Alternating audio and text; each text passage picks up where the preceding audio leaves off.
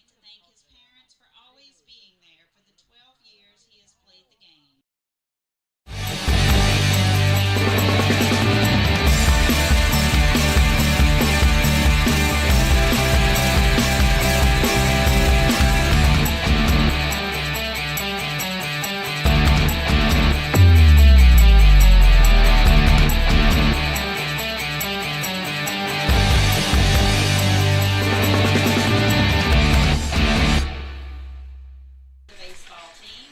From Gator Park on the campus of Santa Maria High School, it's time for District 5, 5A High School Baseball.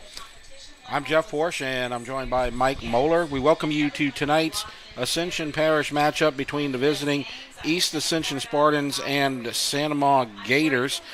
When we return, Mike will have EA's starting lineup, followed by the first pitch on this week's ETEL Game of the Week.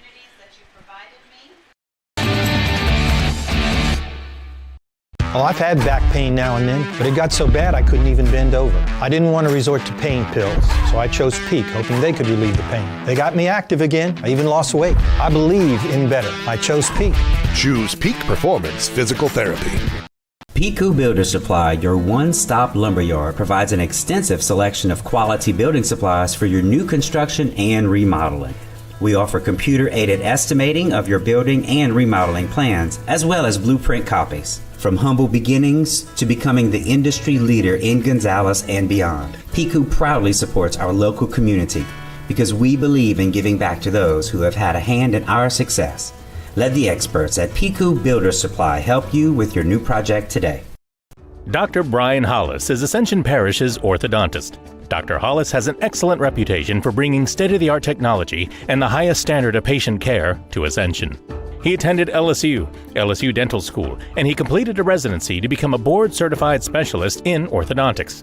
An avid supporter in our community, Dr. Hollis is married to Celeste Pyron Hollis, and they have 4 children. Dr. Hollis, Ascension Parish's orthodontist. Grow up smiling with Hollis Orthodontics. You care about your car. So do we. Donaldsonville Glass and Body has been around for over 40 years, providing unparalleled collision repairs and customer service, especially when you and your car are having the worst day ever. When you demand exceptional workmanship, call Donaldsonville Glass and Body. Free pickup for your collision repairs and get it back as good as new. It's your choice, so why not choose the best? Donaldsonville Glass and Body. It's game day. A day that should be spent in the living room, not the kitchen. So next game, you just worry about the score, because we've got the food covered. With hand-battered, cooked-to-order, always fresh, never ever frozen chicken fingers, craveable cane sauce, crispy crinkle-cut fries, and jugs of freshly made tea and lemonade. Raising Cane's chicken fingers, one love. The Title Law Firm has been fighting for our clients to get their best recovery for over 20 years. And now that tradition will continue to the next generation. Hi, I'm Rick Tata, the newest member of the Title Law Firm. We understand that it can be frustrating dealing with your claim. So we're here to help you get what you deserve. If you're seriously injured in an accident, call the Title Law Firm today. We're not just a face on an ad. Call 756-0007 when you're injured. You gotta call Title. From jambalaya, pastalaya, and gumbo to daily lunch specials, Pot and Paddle Jambalaya Kitchen has Cajun dishes to satisfy your hunger. Pot and Paddle has 3 locations to serve you, including the one on Cabela's Parkway in Gonzales, Jefferson Highway near Bluebonnet in Baton Rouge, and Jubin Crossing in Denham Springs. You can dine in, carry out, or let them do the catering for an office get-together or tailgating at the big game. And don't forget about their delicious daily lunch specials. You can check out their specials and more on the web at potandpaddle.com. My shoulder pain got so bad I couldn't lift anything overhead. So I chose Peak Performance, and I can't believe how much better I am now. Peak really does get you back into the game of life. Choose Peak. Choose Peak Performance Physical Therapy.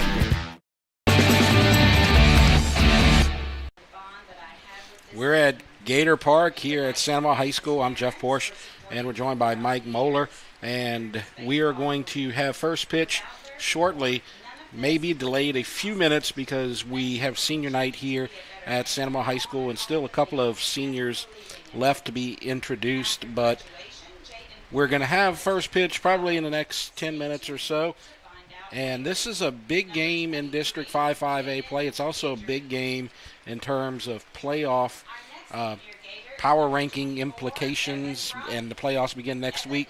So this is kind of the final push. But this game here and the game over at Catholic tonight, Dutchtown at Catholic, that's going to play a big role in who finishes first in District 5-5A, and there's a lot of scenarios out there. Yeah, there are, and it's kind of tough, a little confusing to go through all of them, but I mean, 2-3 weeks ago, whenever we started this district play, I mean, this is exactly what we expected. We knew it was going to come down to the last week, and everyone has a loss, at least one loss in their column, and a couple more for a couple teams on the in the last couple days here. So, don't know how it's going to end up to the end of this week.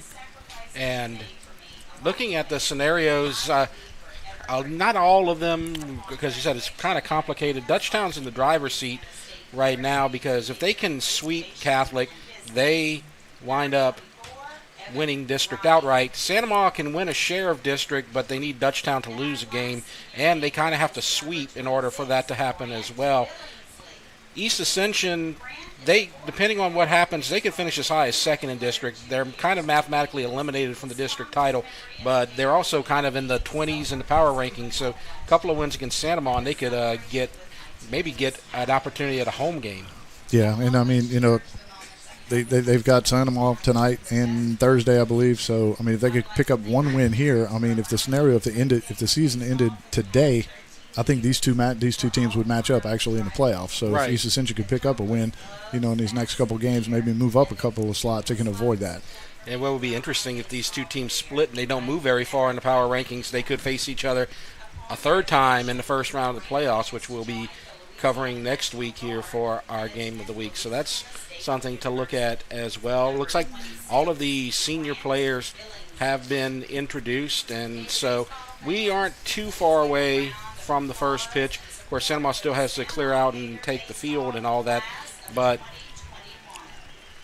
Santa Monica, with a sweep, they can get a share of the district title. They can't win it outright. And we are getting word that Dutchtown has lost to Catholic today. So now, all of a sudden, Dutchtown has two losses in district play, and so Catholic, Santa Monica, and Dutchtown are all tied in the loss column with two losses. So now that's the scenario everybody probably at this game today was looking for, and now it's going to get interesting, Mike. Yeah, I mean, the door is wide open right here, so it's kind of, I mean, it always is, one man for himself, but I mean, the team that can win out, and obviously you have to think like win today. We need to win this game today. Don't look ahead. Don't play for the cards to fall in your in your spot there, and take care of what you need to do on the diamond today and try to win out. Right. So the game on Thursday between Catholic and Dutchtown, whoever wins that game, they're going to get a share of the title as well, and it just depends on what happens here. If Santa Monica can get a share, but like more importantly than getting a share of the title, if you're Santa Monica, is if you can sweep East Ascension, you might be able to creep up a few spots in the power rankings, maybe even get into the top 8, and that's a situation where you can get a couple of home games early on. Yeah, and those are always important. I mean, that first game, when they changed the format of the playoffs to where the second and third round you can play best 2 out of 3, kind of eliminates, hey, if you just have that one good pitcher, you can dominate all the way until you get to Sulphur. Yeah. And that second round, if you can get a nice little home series there, that always helps you out. It's going to be tough for Santa Monica, but they have one of the deepest pitching staffs in the parish. But last night they played against Dutchtown, and they beat Dutchtown. They had to use Dallas Moran, though, and so he probably won't be available for this series. They're going to throw Zephyr tonight, and then we'll see. They got a couple of good pitchers that could possibly go up against East Ascension and Braden Billingsley or maybe Jaden Guidry. And then on the East Ascension side tonight, we're going to see Dominic Ruggiero. Cullen Weed probably not going to throw this series. we're told he may have an injury, so he may not pitch at all this series. And you would expect Tanner Hebert to throw on Thursday against whoever Sandoval would go up against. Yeah, and I mean, we were speaking earlier, Sandoval's got 5 games this week, so their pitching is going to be thin. However, your main priority right now is this game tonight and the game Thursday, because that's going to, finalize your district record. Right. And I'm sure we'll see Slade tonight, and then maybe Billingsley or whoever on Thursday, and then they finish up with, I think it's Ascension Christian on Friday and Edie White on Saturday. On paper, you'd say that with Zephyr on the mound tonight and going up against Ruggiero and not Hebert, Sandoval would have a possible advantage tonight. But then when Hebert pitches on Thursday, he's a good pitcher, so we'll see what happens when that goes on. But let's take a short break before we get to the lineups in the first pitch. We'll be right back. You're watching the ETEL Game of the Week. Well, I've had back pain now and then, but it got so bad I couldn't even bend over. I didn't want to resort to pain pills, so I chose Peak, hoping they could relieve the pain. They got me active again. I even lost weight. I believe in better. I chose Peak. Choose Peak Performance Physical Therapy. Piku Builder Supply, your one-stop lumberyard, provides an extensive selection of quality building supplies for your new construction and remodeling. We offer computer-aided estimating of your building and remodeling plans, as well as blueprint copies. From humble beginnings to becoming the industry leader in Gonzales and beyond, Piku proudly supports our local community because we believe in giving back to those who have had a hand in our success. Let the experts at Piku Builder Supply help you with your new project today. Dr. Brian Hollis is Ascension Parish's orthodontist. Dr. Hollis has an excellent reputation for bringing state-of-the-art technology and the highest standard of patient care to Ascension. He attended LSU Dental School, and he completed a residency to become a board-certified specialist in orthodontics. An avid supporter in our community, Dr. Hollis is married to Celeste Pyron Hollis, and they have 4 children. Dr. Hollis, Ascension Parish's orthodontist. Grow up smiling with Hollis Orthodontics. You care about your car. So do we. Donaldsonville Glass and Body has been around for over 40 years, providing unparalleled collision repairs and customer service, especially when you and your car are having the worst day ever. When you demand exceptional workmanship, call Donaldsonville Glass and Body. Free pickup for your collision repairs and get it back as good as new. It's your choice, so why not choose the best? Donaldsonville Glass and Body.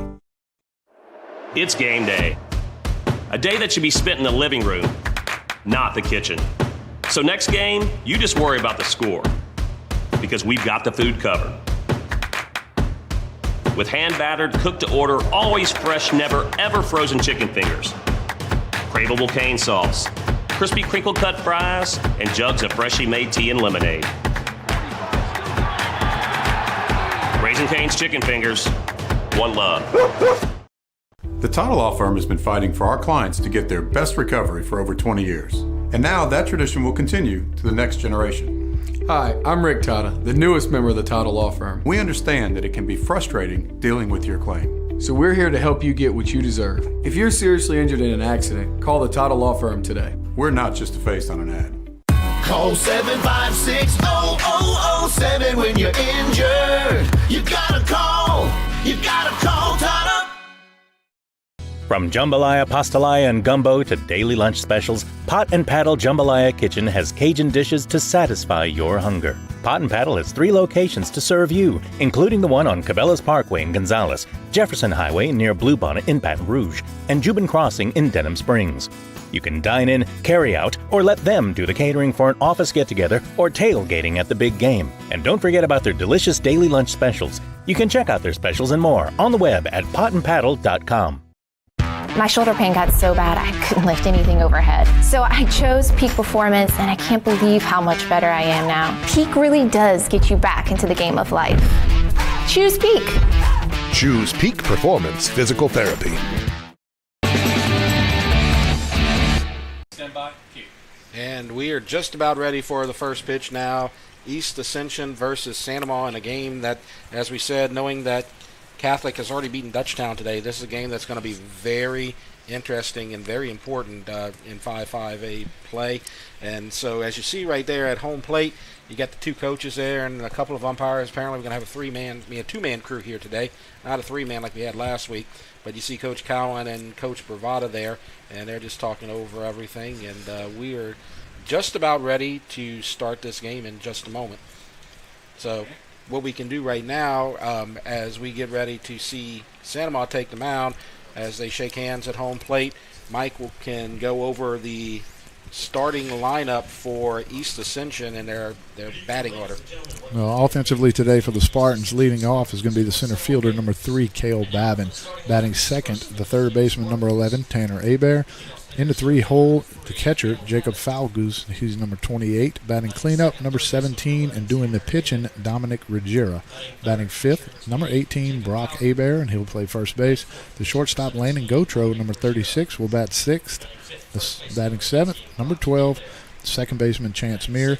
Batting eighth, number 23, the right fielder, Dax Powell. And batting ninth, number 2, the left fielder, Eli Lambert. And so there's a few changes there. You see Meir getting into the starting lineup at second base. That's kind of different. And you see, as we said, Ruggiera is going to take the mound, and Abair is going to move to third base, and Weed is not going to play. And what we'll do right now is we'll hear the introduction of the Santa Maria lineup by the public address announcer. Batting third, second baseman number 6, Josh Denton. Batting fourth, first baseman number 8, Alex Abair. Batting fifth, right fielder number 20, Braden Kerger. Batting sixth, center fielder number 10, Cole Poirier. Batting seventh, shortstop number 31, Cameron Planche. Batting eighth, catcher number 3, Blake LaBeouf. Batting ninth, left fielder number 7, Aaron Day. And the rest of your Santa Maria Gators. And so there's the Santa Maria lineup, and I believe we still have the national anthem to go before we get ready for first pitch. This time we ask that you please rise and move your caps to the playing of our national anthem.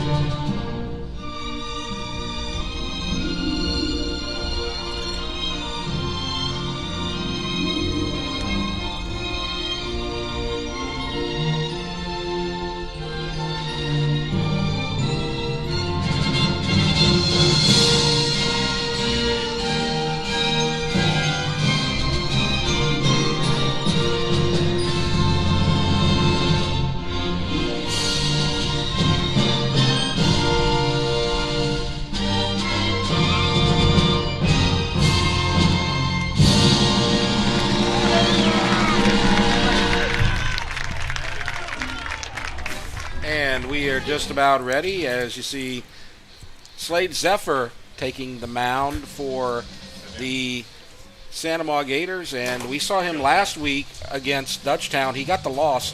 He gave up 3 runs in 6 innings, but he had a nice little outing, and he got himself out of some jams, and he is pretty much their ace. He has a 2.01 ERA, very impressive. He's 6-3 on the season, does have a save, but he also leads them in innings pitched, 48.2 on the season.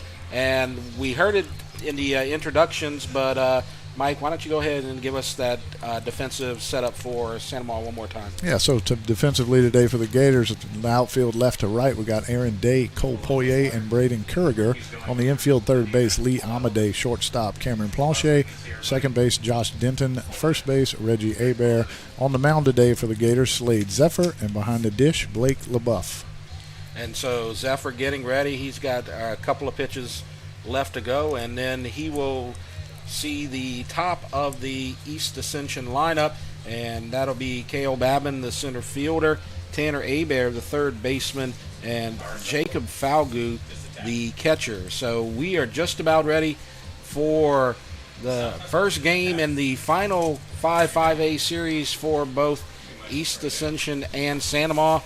The oldest rivalry on this side of the river here in Ascension Parish, and it's always a fun game to see, and the weather's great, the crowd is huge, and it's going to be a good night for baseball. Yeah, Mother Nature finally cooperated for a day at least. Yeah. I think it's coming back this weekend, but I mean, great crowd here, fantastic, and I mean, it's kind of what you expected, right? I think this rivalry goes back to, I think it was 1978 when Santa Ma opened up, so been a lot of grandparents, parents, and their kids playing against each other in this in this rivalry, and you see a mix of all of them out here. And the 2021 version of this rivalry is about to begin, and we're here at Santa Ma for Game 1. We're going to be out here at Santa Ma for softball tomorrow as well, so we'll be out here for the second round of the softball playoffs, Alexandria Senior High versus Santa Ma. That'll be our second game of the week this week. That'll be tomorrow, and that'll also be live that you can catch on eTel's YouTube channel. So we're just about ready to go, and let's take a look at Cale Babin, a .318 hitter, 1 homer, 12 RBIs on the season. And the first pitch, and he's swinging right away, and it's near foul territory, out of play, and it is out of play off of the shed back there, and so he starts out with a 0-1 count. Yeah, we're going to see that coming. We've seen these teams, both these teams, 2 or 3 times already this year, and they're both aggressive offensively and defensively. I mean, they're aggressive in the zone, and what I mean by that is they don't chase too many pitches out of the zone, but if they get something around that plate, they're going to take a hack at it. Right, and he's their table setter. He's their leading run scorer. He's been their leadoff hitter, not just this season, but he's been their leadoff hitter for a while. He's got 30 runs on this season. He leads the team. And the 0-1 pitch is low in the dirt, and so the count evens 1-1. Game 1 of the 2-game series between Santa Ma and EA. No score, top of the first. Zephyr, and we have a timeout called. We see that occasionally from the East Ascension side, try to kind of disrupt the rhythm of the pitcher there. Yeah, I like it. We saw him do that to Monto when they played Dutchtown a few times. Breaking ball misses, and so the count goes to 2-1 to Cale Babin. Zephyr ready, getting the signal from the catcher, and comes into the windup. And there's a pitch fouled back to the fence. And so the count even at 2-2. Tanner Abear on deck for East Ascension. Yeah, good pitch right there. A little up in the zone probably, but 2-1. You don't want to, you don't want to miss. Don't want to fall behind 3-1 to the leadoff hitter. 2-1 up in the zone. Babin takes a good rip and just misses it. So it looked like the catcher may have had a problem there, some little difficulty there. Now Babin steps out, and we are ready to go. 2-2 pitch, leadoff hitter for East Ascension. And that just misses, breaking ball a little outside, and so count is even, 3-2. And this is a guy you don't want to get on base. He's the leading run scorer for East Ascension. Yeah, that's a close 2-2 pitch right there. Breaking ball starts on the outside black and just breaks off. And like I said, you're going to see both these hitters on both these teams are going to be aggressive in the zone, and they spit on a lot of close pitches outside. And he takes strike 3 called on the outside corner. Close pitch, but he took it and got rung up for the first out of the game. So Zephyr starts the game with a strikeout of Cale Babin. Yeah, that might have been a little bit off the plate outside right there. But hey, if that's where it's going to be, that's where it's going to be. If he can be consistent there, the umpire the whole game like that, then both pitchers and catchers can adjust to that. It was a close pitch, but it was in an area where the call could have been made, and he got it right there. So 1 out. And now Abear takes a ball inside, 1 ball and no strikes. Tanner Abear's playing third tonight. Every time we've done the game of the week, he's been their pitcher. We expect him to pitch on Thursday. 1-0, and that's inside as well. Nearly hit him. 2-0 the count. Yeah, a couple fastballs up in the zone. We see Slade maybe be a little amped up for this game. It's a big rivalry, and a lot of fans. There's a lot of history behind this rivalry. So, right, and it got more interesting knowing that Dutchtown lost earlier today. Check swing, he went around, So there's a strike, and so the count goes to 2-1, 1 out in the top of the first, no score. Yeah, if you can control that pitch right there, 2-0, something on the inside inner half, you'll tie that hitter up. He's looking at over the plate, something to drive. And there's a swing and a miss. He had a big cut at that one, and he just missed. May have got a little piece of it. Then that'll even account to 2-2. And on deck, you have Jacob Falgout, the catcher for East Ascension. Yeah, you see the catcher kind of run out there, LaBeouf. I think that ball might have caught a piece of the umpire, so he's going to go out there, give a little chat with Zephyr, and give that umpire a little breather, a little chance to recover. So Zephyr in a position to start the game out with 2 strikeouts here, 2-2 count to Tanner Hebert. Here comes the pitch. Little low, little outside, and so the count is full. So that's the second batter in a row that he's drawn up to a full count. That pitch looked a little closer than the 3-2 strike that you saw on Babin. Now the 3-2 pitch. And that one is pushed to right field, and Kurger will make the play, and the fly ball to right for the second out. And so 2 up, 2 down. Babin strikes out. Hebert flies to right. Now Falgout comes up to bat. Yeah, a little different pitch selection from Zephyr there. He went 3-2, and he threw fastball to Kel Babin to get the strikeout. 3-2 to last hitter, Hebert. He went with a curveball. Got him out in front just a little bit. Hebert elevated it for the second out. So now you have Falgout. First pitch misses. So 1 ball, no strike. Falgout moving up in the lineup today. Usually he's in that cleanup spot, but they flipped Ruggiero and Falgout today in the lineup, and there's a swing and a miss for the first strike, so 1-1. Falgout, one of the hotter hitters for the Spartans, coming in at 367, and he's over the 40 mark in the RBI column as well with 41. That's just, I mean, that's fantastic. You don't see that much at all during high school baseball. Right, and when you play about less than 30 games and you got 41 RBIs, that's a heck of a clip. He's also their leading hitter, 367, as you said, 29 hits, 10 doubles, 41 RBIs. He's also been hit 10 times, but there's a ground ball to second, and Denton will make the play with maybe a little assist from Zephyr as he kicked it a little bit. And so 1-4-3, I guess you could call it there. You got to give the pitcher credit, because we're not supposed to be athletes, right? Exactly. Get him involved in that play right there. Yeah, so there's 3 up, 3 down, and so we go to the bottom of the first. No score between East Ascension and Santa Ma, and Mike, he'll give you the batting order for the Santa Ma Gators. Offensively for the Gators today, leading off, the third baseman, number 25, Lee Amadei. Batting second, the pitcher, number 1, Slade Zephyr. Batting third, the second baseman, number 6, Josh Denton. Batting cleanup, number 8, the first baseman, Reggie Hebert. Batting fifth, the right fielder, number 20, Braden Kurger. Batting sixth, the center fielder, number 10, Cole Poirier. Batting seventh, the shortstop, Cameron Planchet, number 31. And batting eighth, Blake LaBeouf doing the catching, and he's number 3. And batting ninth, the left fielder, number 7, Aaron Day. So the pitcher for East Ascension is going to be Dominic Ruggiero, and we're going to talk about his stats in just a moment as he gets his first warm-up pitches in.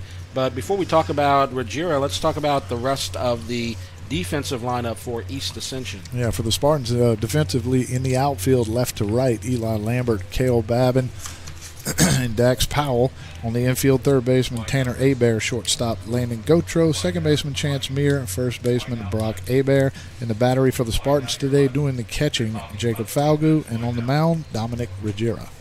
And as you said, Ruggiero is the pitcher. He is 4-3 on the season. He has a high ERA, though. He's got a 4.85 ERA. A lot of times you see Cullen Wheat on the mound for the second game for East Ascension. He has a 3.91 ERA, and he's 3-0 on the season. But we hear that he may not be available right now, and may be fighting through some more injuries. He's had a tough season, all in football and baseball.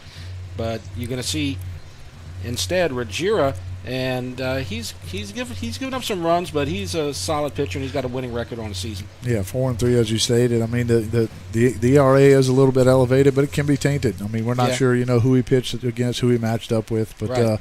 I mean, he's an innings eater, which tells me he's a strike thrower, and that's exactly what you're looking for in high school baseball. And he's going to be facing a Santa Ma lineup, and the top of the lineup is extremely scary as you look at the top three, and you see Amadei, Zephyr, and Denton, and you're talking about two guys over 400, well over 400, and then you got Zephyr, who's well over 300, and so first 5 or 6 hitters are going to be really tough for Ruggiero in this bottom of the first inning. Yeah, and I mean, there's some table setters. I mean, you see Lee Amadei coming in with just 15 RBIs, but following him, we got Zephyr Denton and Abear following up with 24, 23, and 48 RBIs. So somebody's getting on base for those guys to be picking those RBIs up. Yeah, and Amadei, he's their leading home run hitter. We've talked about that a lot because we've had Santa Ma a couple of times this season.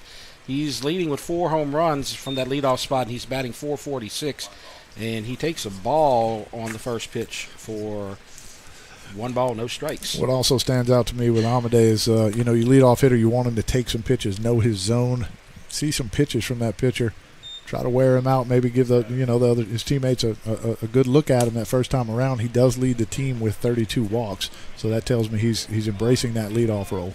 And he takes a ball low and inside, goes all the way to the fence, and count 2-0. So Amadei should see something pretty good to look at right here. Possibly something he can do some damage with, but no, it's high. So Ruggiero up high. He's down low. Now he's up high. He's still trying to find that strike zone. He's behind 3-0. Again, got a little steam on his fastball too. Going to be amped up again. He's going to, a lot of energy, nervous energy, maybe a little anxiety. Just got to harness it a little bit, and there he does for the first strike. And so Amadei taking all the way as leadoff hitter would do at 3-0 and takes a strike. Now 3-1. This is another hitter's pitch right here. We'll see what happens. And there's a shot to second. Nice stop. And the throw to first for the out. That's Chance Meir at second base. And usually we see Kane Sanchez at second, but Meir makes a nice play. Nice dive, nice stop. Easy throw to first for the out. Yeah, made it look easy. I mean, that's a one-hop rocket to Meir there at second. He's only got chance, the only reaction he has is to make a dive to his left. Doesn't panic, stands up, sets his feet, makes a good throw for the first out. So Amadei got a pitch he could do something with, and he pulled it a little bit to right, but a good play by the second baseman, and 1 out, and Zephyr comes to the plate. And that's a strike right down the middle. So after 3 balls in a row, Ruggiero is settling down, finding that strike zone. 0-1, 1 out, bottom of the first, no score. Ruggiero. Breaking ball, that's a beauty, and that's 0-2. That was wicked right there. Yeah, that was a lane changer right there. You saw it start kind of underneath the chin of Zephyr there, and about 3/4 of the way it just changed lanes right over the center of the plate. So now 0-2. Looks like Ruggiero is settling down after some problems with the 3-0 count. Hit the target, but just a little bit outside. Called that in the top of the first on the leadoff hitter, Babin, but didn't get it right there, and now it's 1-2 to Zephyr.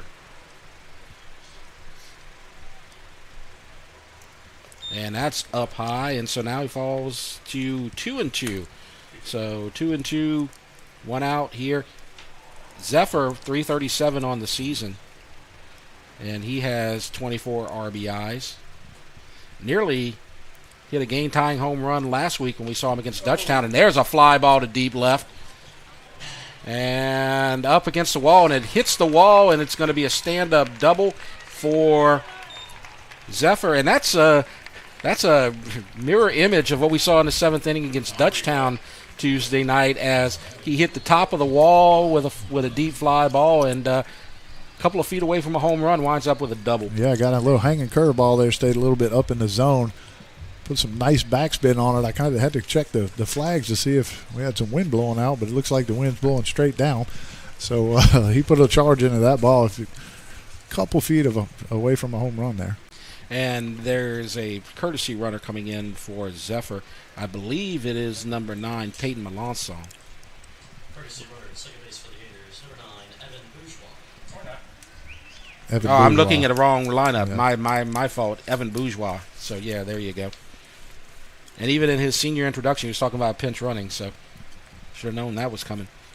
Denton comes up. He was hitting 500 last week. He's dropped 494. Yeah, tough week. Yeah. And that's behind him. Good job dropping that bat. Nearly a foul. Nearly could have fouled that off the bat if he would have dropped it right there. Yeah. And so, good job and a 1-0 count. Good reaction there. I mean, that's what you're taught. Pull the bat down if you're going to duck. But, I mean, who thinks about that when the ball's coming right at you? It's kind of a reaction. 1-0. And takes it outside for a ball. 2-0 the count. So Denton ahead in the count. He should get a good pitch right here, and he's a 494 hitter. So he's going to make contact and probably do something with it if he sees anything any good. Possible RBI situation here too. It's in the dirt. Good eye. And the count goes to 3-0. That's the second time he's gotten to a 3-0 count. He was able to get out of it with Amade. We'll see what he does here with Denton. Yeah, first couple pitches out of the stretch here. They take a few to get in a little groove. Still have a base open. On deck would be Reggie Hebert.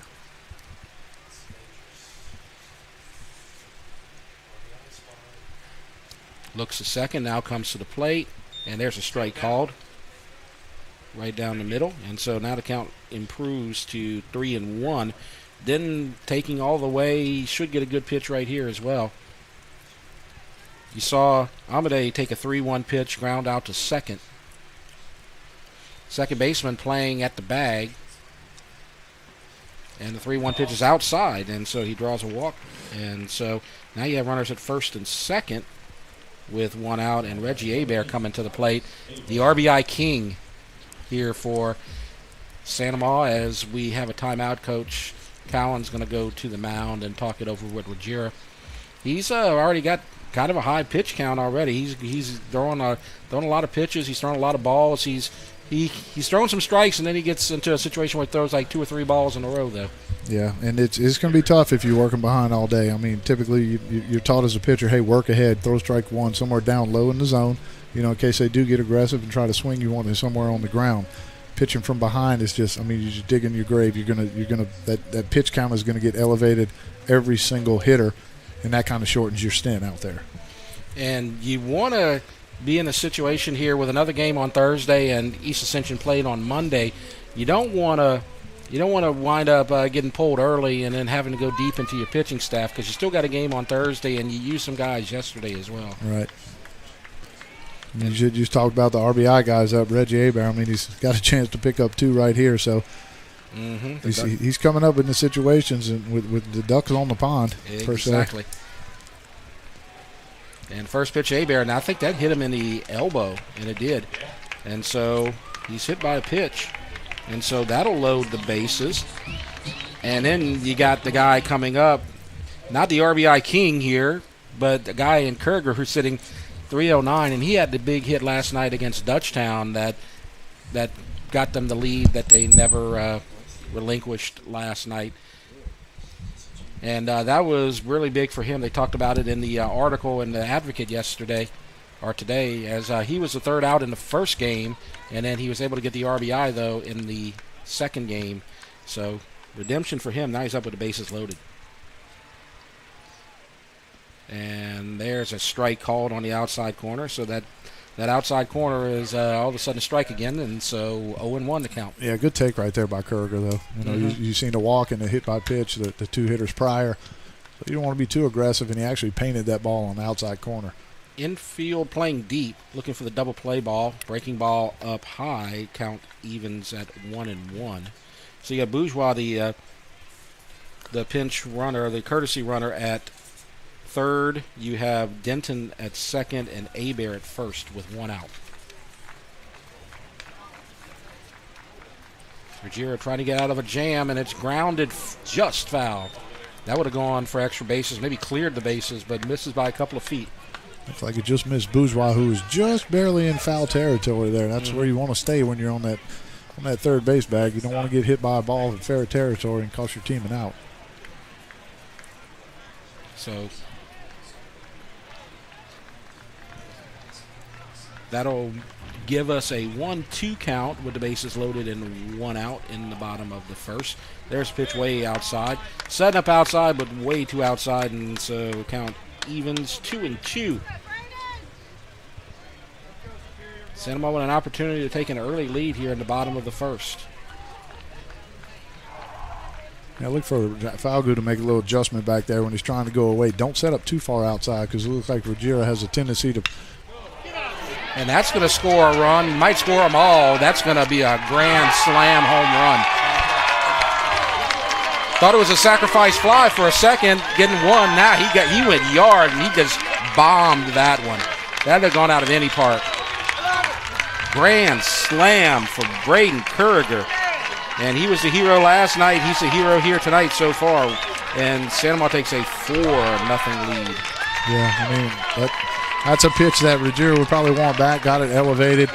And, RBI King, he picks up his 52nd RBI. No, Kurriger. Oh, I'm sorry, he's that up was to Kurriger. 28. I'm sorry, yeah, 20. So he's up to 28 on the season. RBIs. But that ball was absolutely torched to left center. I mean, that ball's out of any park. And I wasn't sure. I thought it may be a sac fly, and then I look at the outfielder, and both of them took 2 steps and walked away. They knew it was gone. This is a small ballpark anyway, but that was just a bomb. That had gone out of most ballparks. And now Poirier comes up, and that's a ball outside. And now Santa Monica with a 4-run first inning, and they're still at the plate with 1 out here in the bottom of the first. And Poirier pops it up to center. It looks like Cale Babin's getting under it, and he makes the play. So there's a 2nd out. Now at the plate, number 31. And so with 2 outs here in the bottom of the first, now we'll see the shortstop, Cameron Planchet, number 31. Planchet, he's a .256 hitter on the season.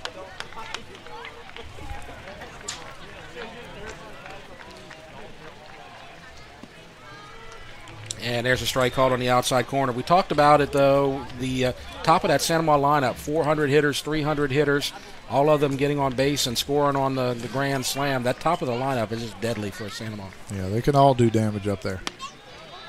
And so the 0-1 pitch inside. 1-1.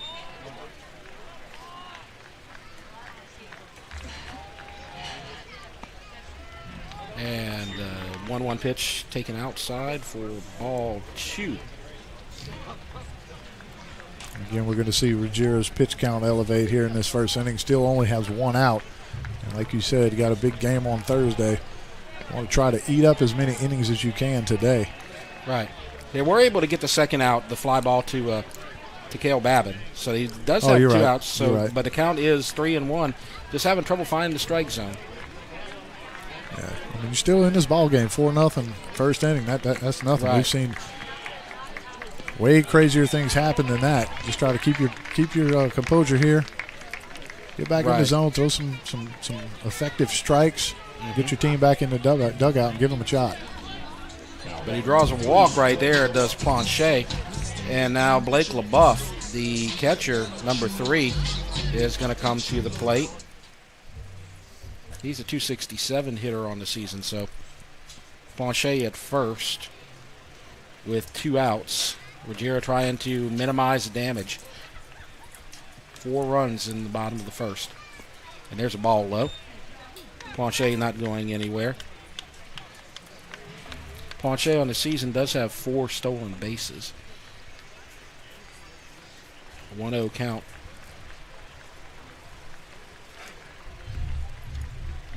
Looks like we're going to see some action in the bullpen.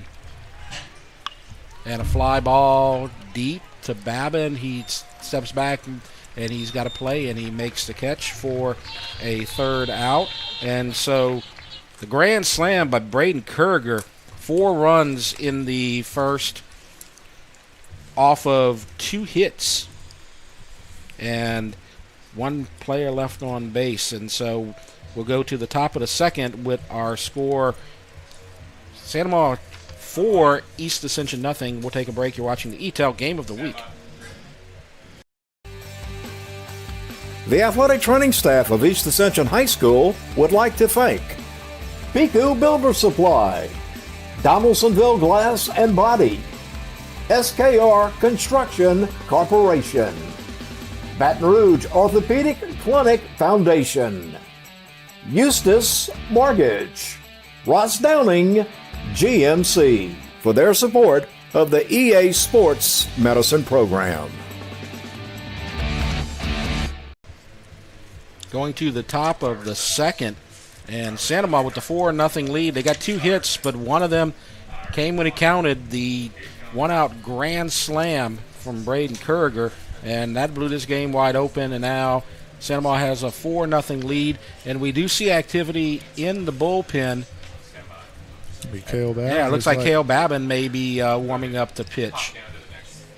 And he's thrown 8.1 innings this year, so not a lot of innings, but you can't just you're gonna have to throw a lot of people, and you got to save some arms for Thursday too. So yeah, I mean, you hear in spring training, whenever you watch some of the major league games, they say they're going to throw Johnny Holstaff, right? So they're going to throw one person an inning just to get some people and some work in, and also give them some rest. But we don't want to say we're going to do that quite yet. I mean, it's the top of the second inning. It's only 4 runs. East Ascension got to chip away. Don't try to get everything back on one swing. Get some bases, wreak some havoc on the base pass, see if you can't scratch something. The pitcher, Ruggiero, is up to bat, and he takes a ball high, so 1-0 to count. And there's a strike, 1-1. And so for the top of the second, we're going to see Ruggiero, Hebert, and Gautreaux for East Ascension. We know Ruggiero can get 1 run back pretty easy here. He's got 3 homers on the season, so he can poke one out of here pretty easily if he wants to also. And he's a .292 hitter, so he's a good hitter.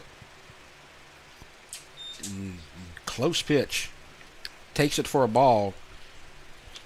That one was really close, yeah, and so 2-2. Good take. Couldn't do anything with that pitch, actually, if he would have tried to hit it. And now he brings the count to 3-2 with a ball on the outside corner. So Ruggiero trying to get on base any way he can. Zephyr with the pitch low. And so he draws a walk. And so there you go. Just kind of chip away.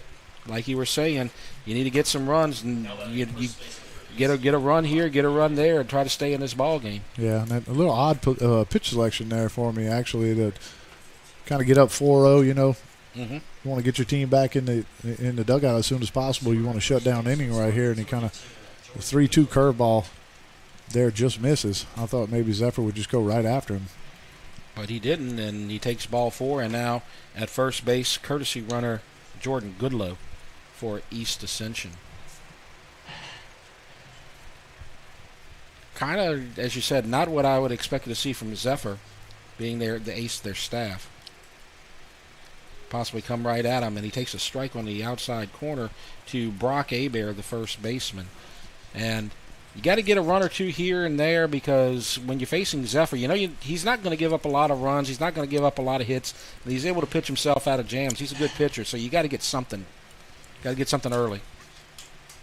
Yeah, and I mean we've seen, this is our 3rd time we've seen Zephyr actually this year. We saw him against Denham Springs, and then we saw him against Dutchtown, and he's a strike thrower. He's a bulldog. You know exactly what you're going to get out of him. However, this is against East Ascension. It is just a different environment. I don't care. Mm-hmm. He could be playing against the Yankees, but East Ascension's a little bit different. Maybe not the Yankees, but I may have exaggerated just a tad. But it's a different environment, man. Yeah. This is a game you want, is bragging rights within the parish. Exactly. So it's different. It is different. It feels different. And there's a base hit into the gap, and it goes all the way to the corner, and so Goodlow's going to round third. They're sending him home, and the throw is high. They're not going to go to the plate. That throw from center field was a little high, allowed Goodlow a little time to get to home plate, and there's a run. And so a RBI double from Brock Hebert, and now it's 4-1. Exactly, and if you're East Ascension, you have to love that, right? Yeah. I mean, just chip away. Still no outs. Got a guy on second in scoring position. Could easily cut that lead in half here in the second inning. And you said it. Maybe a little pressure from the intense rivalry that we have here. This is a different atmosphere, and so Landon Gautreaux to the plate. This is my first EA Santa Maria baseball game, and earlier this season I did my first EA Santa Maria football game, and I didn't understand completely, but after that double overtime game, I understand now the rivalry. So yeah, it doesn't take long. So 1-0 is the count to Gautreaux. So Gautreaux, 257 hitter. He squares around, and he drops the bunt to the pitcher. Only play at first, and so Abear will move to third. So the 1-3 sacrifice. And one out with Chance Meir coming to the plate. Well executed all the way around there. Exactly what you want to do. You want to give yourself up. That's not a ball that you want to try to drag bunt. You're trying to get that runner to third base. You want to square early, make sure you get your feet set, get your eyes set, lay that ball down, give him a chance to get to third. Good play by Zephyr right there. Didn't even take a peek at the runner going to third. Yeah. Get that out. You still that run, you still have a 2-run lead if he scores, so made the right decision. Fly ball from Meir here could score a run. Obviously a base hit could as well. And looks like he's squaring around, and a big lead from Abear. It has to die back. Maybe thinking about doing something right there, maybe, don't you think? It's possible. It may have been a little safety squeeze, or maybe, I don't know, maybe a little fake bunt there. Count is 1-1.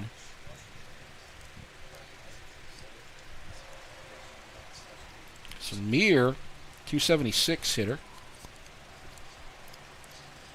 He's only had 29 at-bats, as we said. We see a lot of Kane Sanchez as well. A lot of times that second baseman gets hit for in the DH spot in East Ascension's lineup. Swing and a miss, and the count goes to 1-2.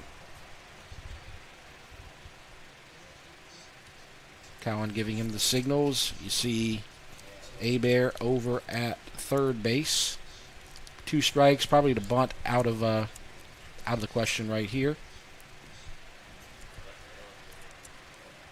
And he fouls it off. And so he'll stay alive, 1-2. 1 run in here in the top of the second. Our score, Santa Maria 4, East Ascension 1. Yeah, just a little bit tardy on that fastball up. You see Meir choking up, knows he's got 2 strikes, just trying to battle here, get something in play, try to get that run home from third base. Trying to put the ball in play. Corners playing in, middle playing deep. And that nearly hit him. Almost looked like he hit part of the pants there. Maybe not the leg, but it came close to those pants. And 2-2 the count now. There was an error when the baggy pants were in style. That might have got him to first base there. Exactly. 2-2. Did that hit him? It looked close, like near his hand. Takes a ball though. 3-2 now the count. So first base open. 3-2 runner at third. Abear. Zephyr on the mound. Swing and a miss, and a second strikeout for Zephyr, and that's the second out here in the top of the second. So that'll bring up Dax Powell. He's the right fielder. He's a 230 hitter. Need a base hit here, though, to get a second run in.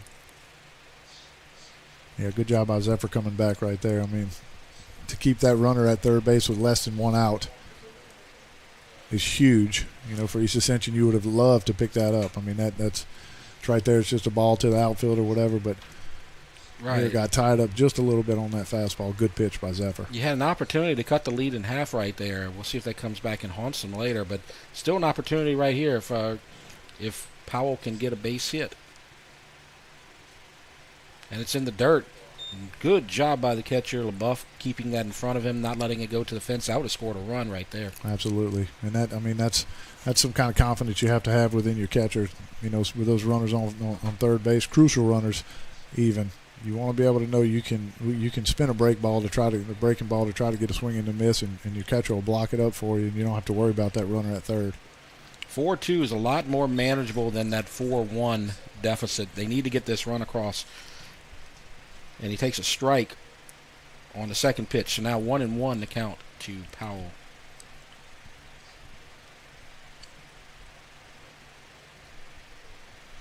Zephyr from the stretch. And there's a beauty breaking ball. Taken for strike 2. We've seen a couple of those breaking balls tonight. And now Powell's in the hole. Yeah, good breaking ball right there. Looked like Powell maybe gave up on that ball a little bit too early, as it looked like one of those fastballs up in the zone, but just spun right down there over for a strike. And there's a shot to left and going foul, and it is a fair ball off the glove, and so a second run will score. Or did they call a foul ball? It looks like the umpire's calling a foul ball. Yes, okay. Oh, no, I think that ball was fair. Oh, boy. Oh, boy, the umpire having a talk with Coach Cowan. And so Cade would have had as good as view as anybody as he's coaching third base. Let's look at the replay here. And on the replay, it is, you can't tell, but that is so close. So close. So close to getting that lead cut to 4-2 and having another runner in scoring position. So close. I'm glad I didn't write it down in my book when I thought it was a. Yeah. We'll get in the slow motion. That's a fair ball. It might be a fair ball. It's a fair ball. Might be a fair ball. Yeah. They don't have that. They can't go to the replay booth. Throw the red flag. There's a shot over the head of the second baseman or pitcher. It's going to be a tough play, and he gets him at first. So Powell grounds out 4-3, and that's a tough break for East Ascension because it looked like they got that second run in on that double on the line, but it's called a foul ball, and so only one run will score. So they got one run on one hit, no errors, one player left, and so bottom of the second, 4-1 is our score, EA versus Santa Ma. So we'll keep it here. And let's take a look at District 5, 5A. The records have changed since the graphic has been put in because Dutchtown is now 5-2 on the season, and Catholic now all of a sudden is up in first place at the moment with a 7-2 record. They're now 17-13 on the season, but Santa Ma with a win today, they would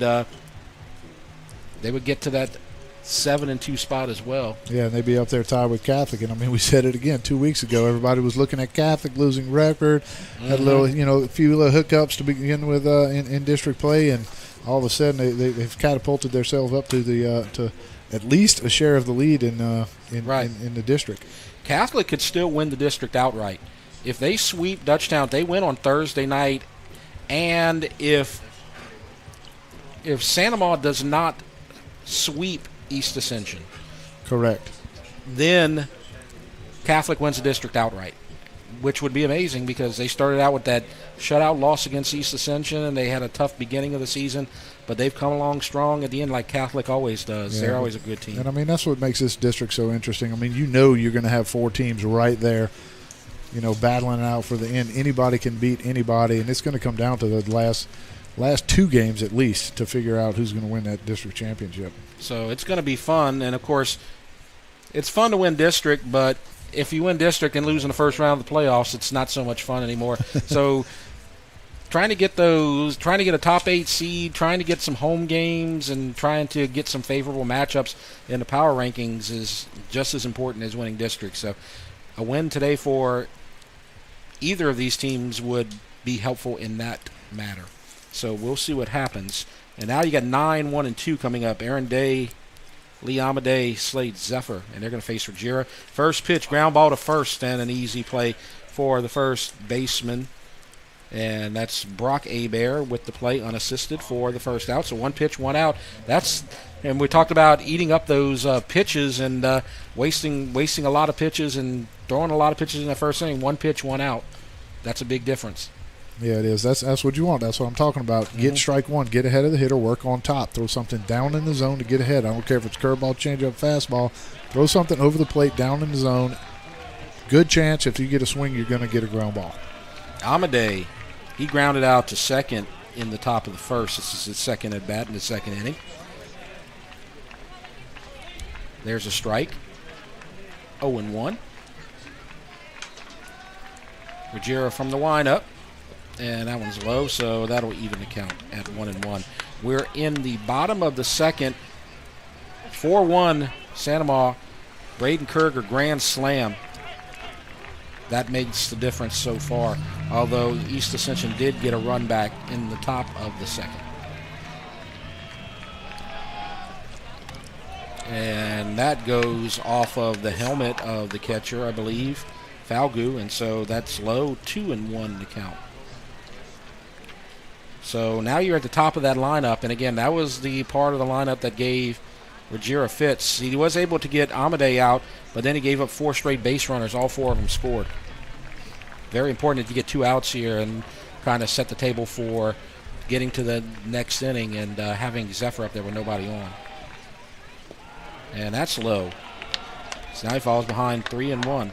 So he did a good job. He got an early strike to Amade, got the first pitch out, but now he's falling behind 3-1 to Amade with 1 out. Yeah, it looks like he picked up his pace a little bit. Looks like he's rushing a little bit, kind of jumping towards home plate, front shoulder flying out just a little bit. And when you lose that front arrow, man, it's just tough to control that baseball. Yep. 3-1. And that's a ball. A little low. Okay. And so Amade draws a 1-out walk. And so Zephyr comes up with a runner on base. And let's see, as Coach Cowan's going to the mound, Babin was warming up. We'll see if they go to Babin. See Babin coming in to be part of the conversation. I think that might be what happens. And so, yeah, they're bringing in his pitching glove. And so Babin is going to come to the mound probably, and so we'll see what kind of substitutions take place in the lineup. But we're going to have a pitching change here as Cale Babin's going to take the mound. So let's take a break while he gets his warm-up pitches in. So with our score 4-1, we'll take a short break. You're watching the ETEL Game of the Week. The athletic training staff of East Ascension High School would like to thank Piku Builder Supply, Donaldsonville Glass and Body, SKR Construction Corporation, Baton Rouge Orthopedic Clinic Foundation, Eustis Mortgage, Ross Downing, GMC, for their support of the EA Sports Medicine Program. And so now you see Cale Babin coming to the mound, and he's in the middle of his warm-up pitches. I believe everybody stays in the lineup that was originally on the field. They just make some defensive changes. They're going to keep Ruggiero in, and he's moving to right field. The right fielder was Powell. It looks like he has moved to center field. And so I think that's Eli Lambert that moved to... Okay, so Lambert moves to center field, yes. And so Powell is going to move to left, most likely. Okay. So complete line change in the outfield. Yeah. All right. So the center fielder was Babin. Now he is on the mound. So like we said, he hasn't had a lot of appearances. This is going to be his 5th appearance. He's only started once this season. He's got a 5.88 ERA. So yeah, he's logged some innings over his 4 years with the Spartans, though. I mean, he's obviously primarily used as a reliever, come in and kind of put out a fire, maybe close a game here or there, or just come in and pump strikes and give your team some good quality innings. And so he's going to face a 1-out situation with Lee Amade at first, and the next 2 batters he'll be facing are the 2 and 3 hitters. 2 of the most dangerous hitters in the Santa Ma lineup. That's Slade Zephyr and Josh Denton.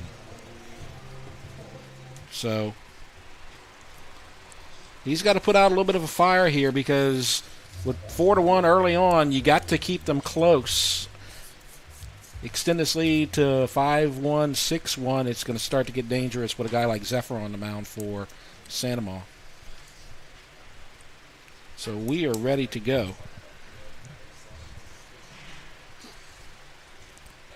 Good lead for Amade. He's got 12 bags on the season. And there's a pitch just outside.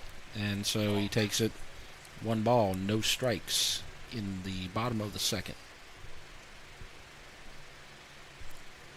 Right-handed pitcher. And it's fouled away. So 1 ball, 1 strike to Zephyr. Zephyr hit a double off the top of the wall in the first inning. He wound up scoring on Kerger's grand slam. And he's a .337 hitter. We've seen Zephyr's last 2 swings. The last swing he took at Dutchtown off the top of the wall, and the first swing he took here, his first at bat off the top of the wall. And what was interesting was that one off the top of the wall at Dutchtown, that would have probably been long gone here at Sanama. So it was a fortunate break for Dutchtown that the game got moved to Dutchtown that night. Or else it may have been a tie game going into the bottom of the 7th. 1-1 pitch. There's a strike. Good pitch on the outside corner. So Babin's a competitor. He gets to count to 1-2. Babin, he can do a lot of everything. He's a good outfielder. He's pitching here. He plays running back, plays on defense, special teams on the football team. So he's a multi-purpose athlete, and throws pitch there outside for ball 2. So the count now 2-2. Yeah, not only is he a talented athlete, I mean, he's a competitor. You're going to get 120% out of this kid every single time you see him, no matter what field he's on. And he's one of those guys, having done the games, it seems like he's been playing for about 11 years here for East Ascension. Exactly. And he's a senior, so he's at the end there, and he takes a strike called as Zephyr strikes out. So Babin's first batter, he strikes him out looking. So that's a second out, and that's a big play there for Babin. Kind of a payback right there. That ball may have been a little off, but he rung up Zephyr on that one, just like when Babin led off the game. Ball might have been a little off, and he rung up Babin. And so Amade stays at first, and Denton comes, and they go to first, and Amade gets back easily. So Denton took a walk, so he's not back to 500 yet. He's still at 494. He was at 500 when he came to Dutchtown last week. And there's a pitch, and Amade is going, and he is out. So Amade is thrown out second to short. And so that'll end the inning. So Denton will come back to the plate in the third, and no runs scored on no hits, no errors, nobody left. And so let's take a break. We're going to go to the top of the third, 4-1 Sanama. You're watching the ETEL Game of the Week. The athletic training staff of East Ascension High School would like to thank Piku Builder Supply, Donaldsonville Glass and Body, SKR Construction Corporation, Baton Rouge Orthopedic Clinic Foundation, Eustis Mortgage, Ross Downing, GMC, for their support of the EA Sports Medicine Program. Now we go to the top of the third inning, and East Ascension trying to claw their way back. They got 1 run in the top of the second, came close to scoring a second run on a controversial foul ball call that would have scored a run if it had been called fair. It was on the line, so it was a close play. But they only got 1 run instead of 2, and so our score 4-1, 4 runs coming off the Kerger grand slam for Sanama. Now Zephyr, he's got a 3-run lead, but when you talked about it earlier in the second inning, just kind of claw away, get a run here, get a run there, and we'll see what they can do. And you're gonna see the number 9 hitter to lead the inning, but then you got to the top of the lineup with Babin and Abear, so it's going to be Lambert, Babin, and Abear for East Ascension. Yeah, and we've seen Lambert a couple times. He can make some things happen. He's got exceptional speed, so we've seen him lay down a couple bunts, even leg out a couple infield hits. So he's a competitor. He's going to try to get on that base any way he can. And I just want to go back to the throw that Jacob Falgood just made defensively to cut down Lee Amade at second base. I mean, that kind of gets you a little momentum going back into that dugout. Yes. And it was a perfect throw. He was just done. Yeah, and great footwork, good pop time, throw right on the money. And Amade has a bunch of stolen bases on the season. He's got speed. Then he got that easily as Lambert squares around to bunt, but it goes inside, pulls back, and so it's 2 balls and no strikes. He's now the center fielder. He started out in left field, but then when we had the mass substitutions and Babin came in to pitch, he moved to center. And there's a 3-0 count. So Santa Maria side a little vocal there with their dislike of the call. But it's 3-0. You see Eli Lambert up on that plate trying to disrupt Zephyr as much as he can, trying to get a free pass. Takes a strike. So now it's 3-1. You're the 9 hitter. You need to set the table for 1 and 2. You taking here? I don't know. If you get something middle, out over the plate, something you can drive, I'm taking a hack. 3-1, and he squares, takes ball 4, so he's just trying to draw that walk. And he did a good job. He got there. So now runner at first, and Cale Babin comes to the plate. He's now the pitcher. He put out the fire there in the second inning and keeping East Ascension within striking distance.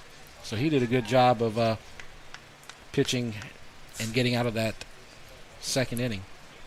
Yeah, I'm looking to see if Eli Lambert shows a little something, maybe tries to take that bag at second base.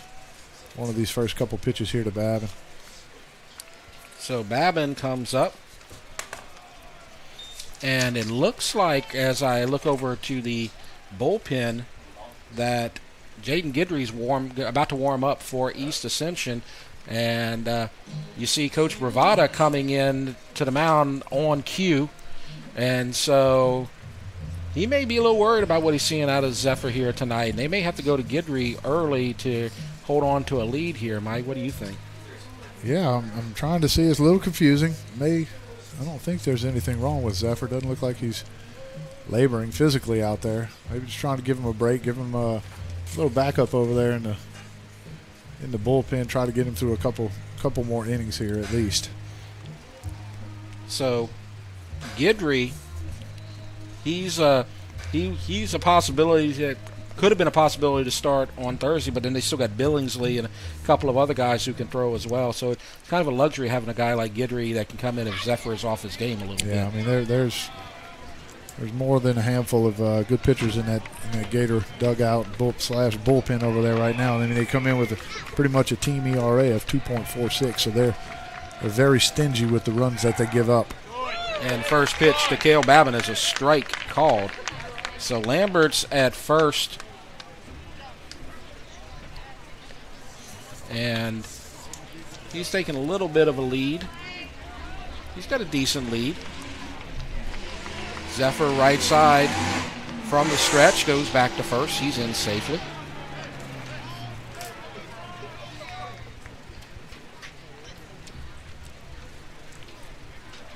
Four to 1, runner at first, nobody out.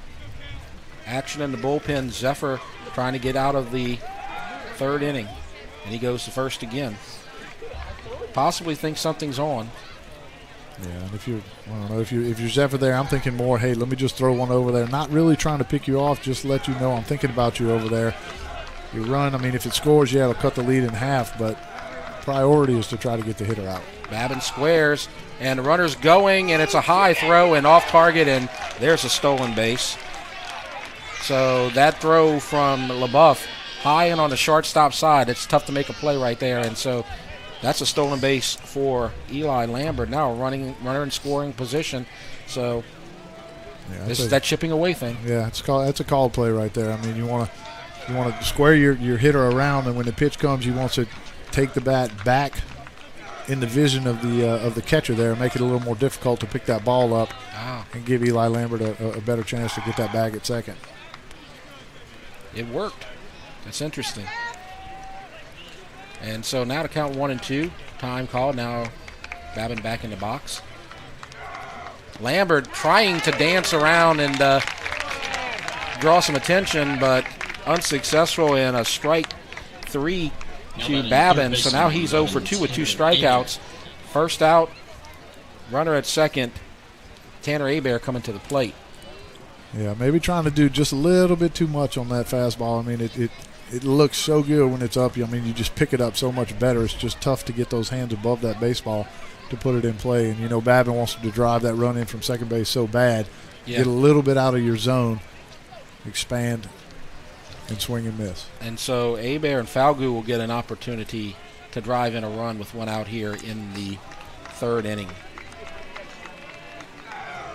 There's a pitch inside. Yeah. So 1 ball and no strikes.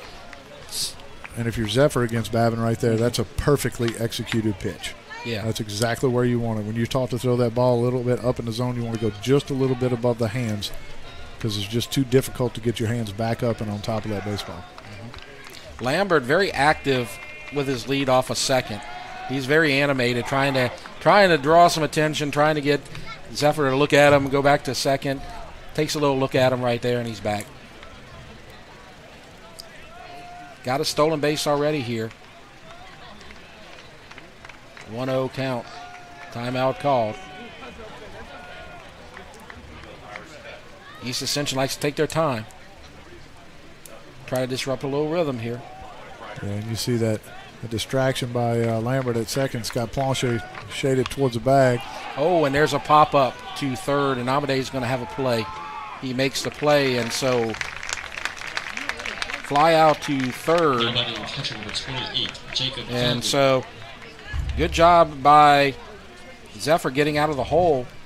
You see that happen a lot. Zephyr gets in these holes and he digs himself out. After the walk, he's got a strikeout and a pop-up. Yeah, that's just making pitches when you need to make pitches. I mean, that's a great pitch on the inside part of the plate. Just got in on the hands of Hebert. You just can't get him to that. You know, it's tough to get the barrel to that ball. Great pitch by Zephyr. Now you got Falgu. And Falgu's the guy you want up right now. 367, the leading hitter.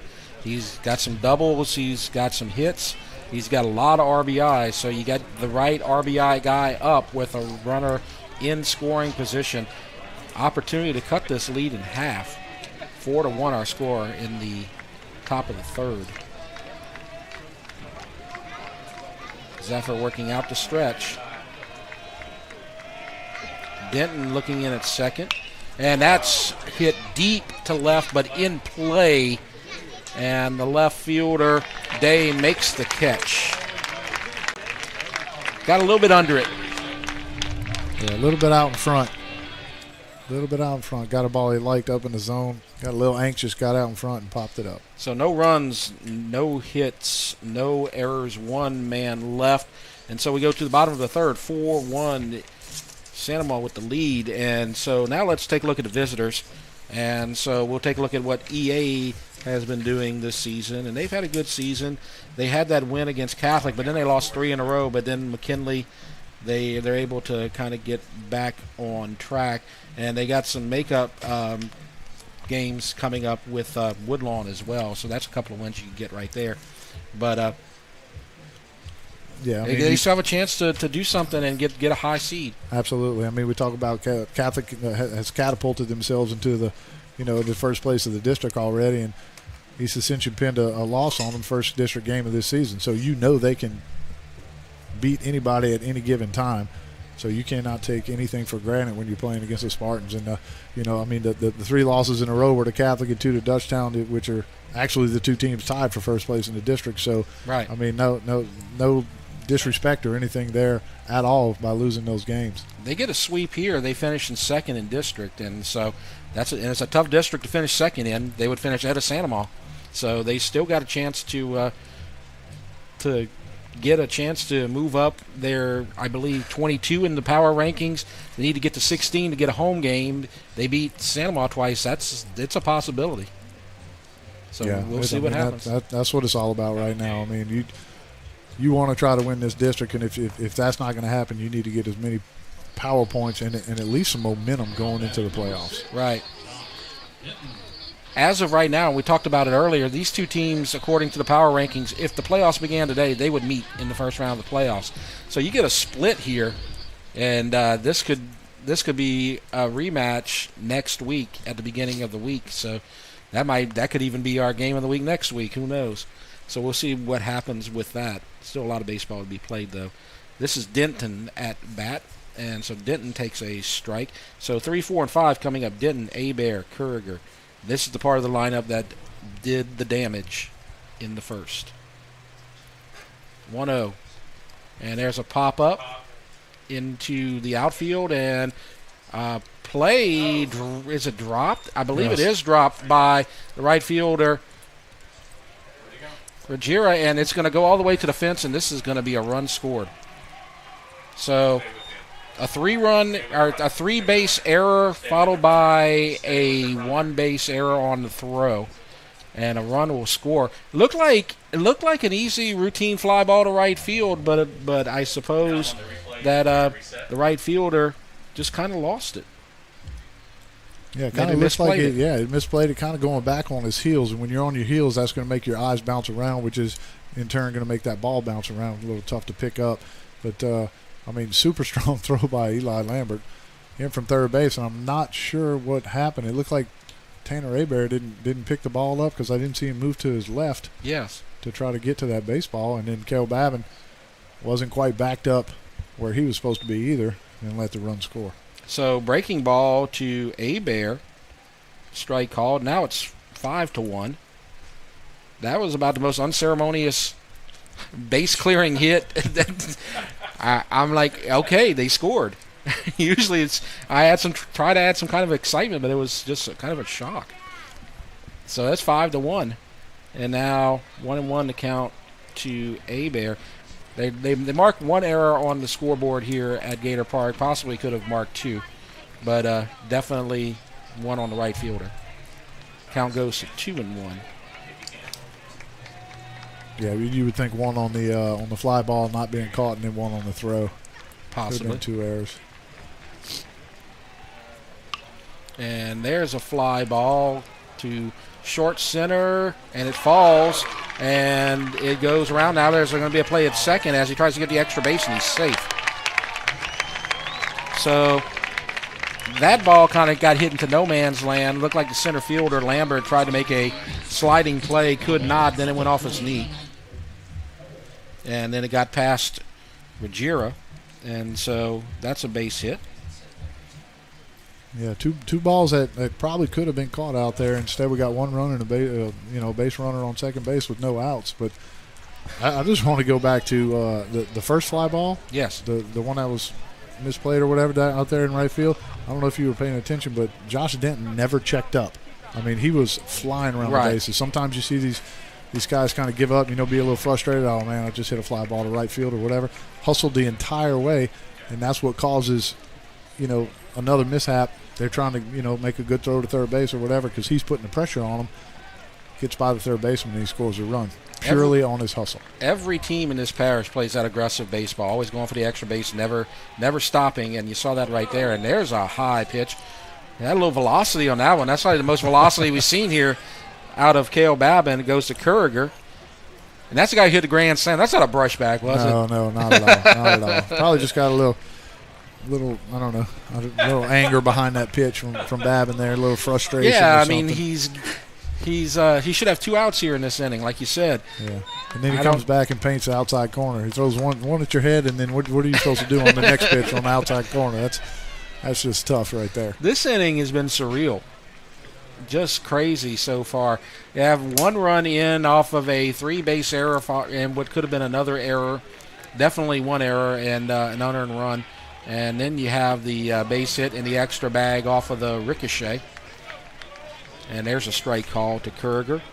He hit a bomb out to left center field that just kept on going, grand slam in the first inning. Yeah, that may have hit the ticket booth for the softball field on the way back there. Yeah, we don't have far to go tomorrow, do we? We're going to have Alexandria versus Santa Maria. They will probably be able to find that ball when we go out there tomorrow. So Abear at second. Nobody out. Bottom of the third. Oh, there's a strike called. I was waiting for a second because Kurger already knew he was out, and the umpire just waited a second and called it. Yeah, he must have given the vocal strike 3 first because you saw Kurger headed back to the dugout. He definitely knew it before we got the physical signal from the umpire there. That's the second strikeout caught looking for Cale Babin here tonight, and now you got Cole Poirier with an RBI opportunity. So Poirier takes the ball high and outside for ball 1. He flew out to center, flew out to the pitcher, Babin, as he was playing center fielder early. 268 hitter Poirier.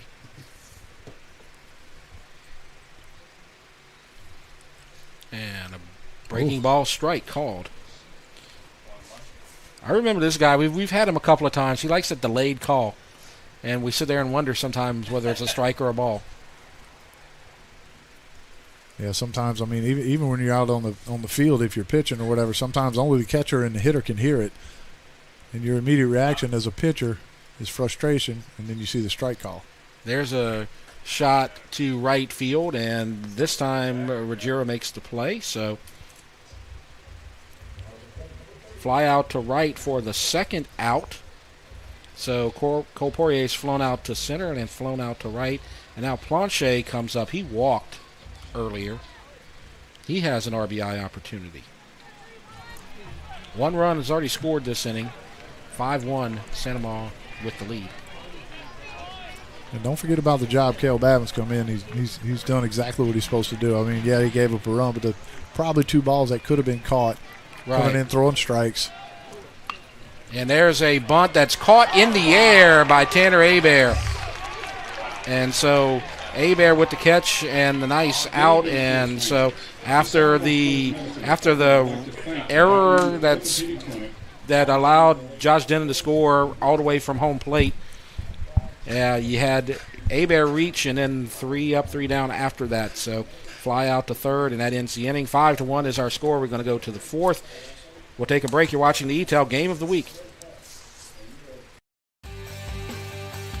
The athletic training staff of East Ascension High School would like to thank Piku Builder Supply, Donaldsonville Glass and Body, SKR Construction Corporation, Baton Rouge Orthopedic Clinic Foundation, Eustis Mortgage, Ross Downing, GMC, for their support of the EA Sports Medicine Program.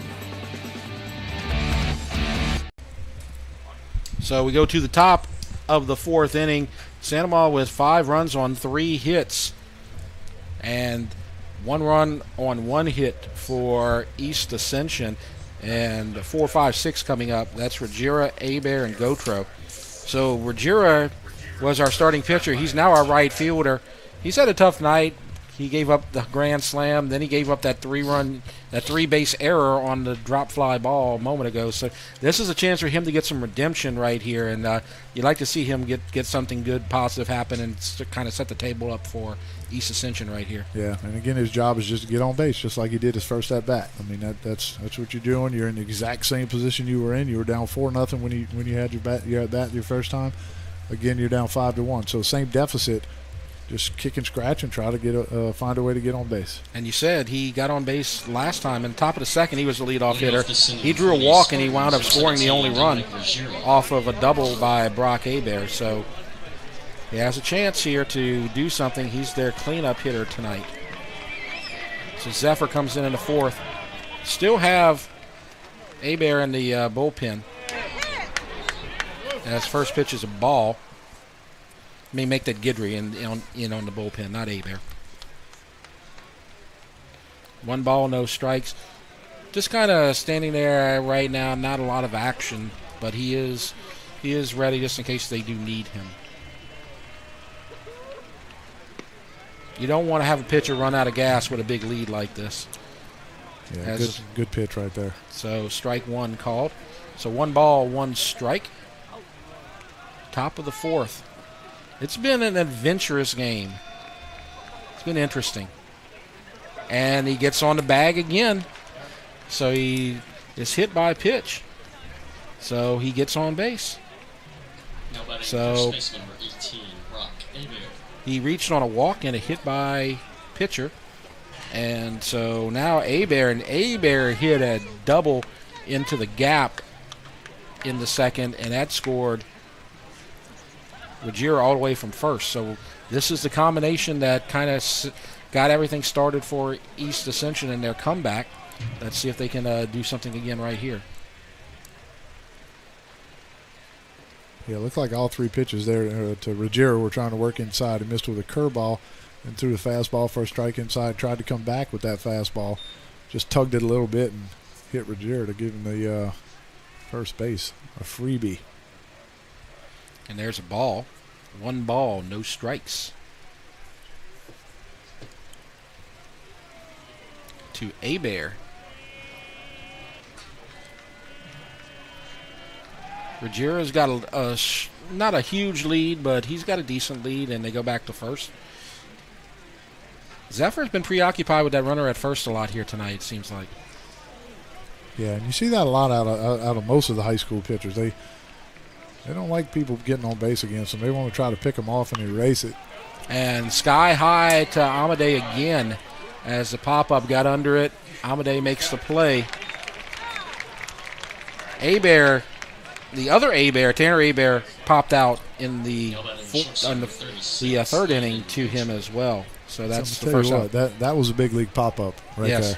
I mean, that had some Ray Guy hang time from back in the day. Kind of reminded me of the third out in the Santa Maria Dutchtown game. That ball that was hit sky high to second base.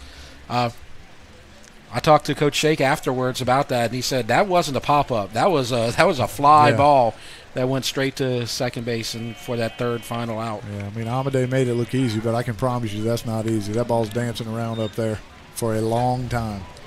Yes, that is a really tough play. And Gautreaux now at the plate takes ball 1. Gautreaux had a sacrifice bunt, was able to get Hebert to third. That was in that second inning. Strike called. 1 ball, 1 strike, 1 out, 4th inning, 5-1, Santa Maria. Ruggiero at first. He's going, and that's pushed to left field foul. And that one was definitely foul by a wide margin. That could have possibly scored a run, though, if he could have pushed it fair. So that brings the count to 1 ball, 2 strikes. Yeah, got on him a little bit right there. Looked like you said we had a little hit and run going right there. Yep. Tough to keep that ball. I mean, that's in tight on him. It's tough to get the barrel of that ball to even keep that thing fair. Landon Gautreaux, he's 257 on the season. He does have a home run. He has 12 RBIs. So he does have a little bit of pop in his bat. And this is not the hugest park out there.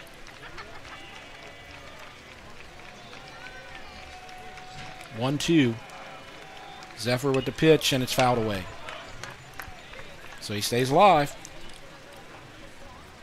Yeah, and his thought process right now should be just, I got 2 strikes. I'm not trying to blast. I'm not trying to knock in 2 runs with 1 swing right here. I'm trying to protect this plate, work my way on base. Goes to first. Close play, but safe. That was a little quick throw right there. Yeah, I like that. Typically, you'll see the pitchers come set, check a couple times, then pick off. Sometimes you can catch that runner off guard if you halfway up or just about to come set and you spin and throw. That's the closest play we've seen to first all night so far. There's a pitch, and it's fouled again. Back to the fence. LaBeouf not able to hold on. And so he stays alive, 1 and 2. That's a tough pitch right there. That ball was chasing him, kept running in on him.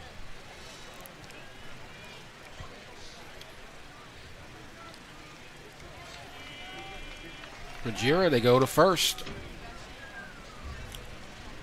And safely.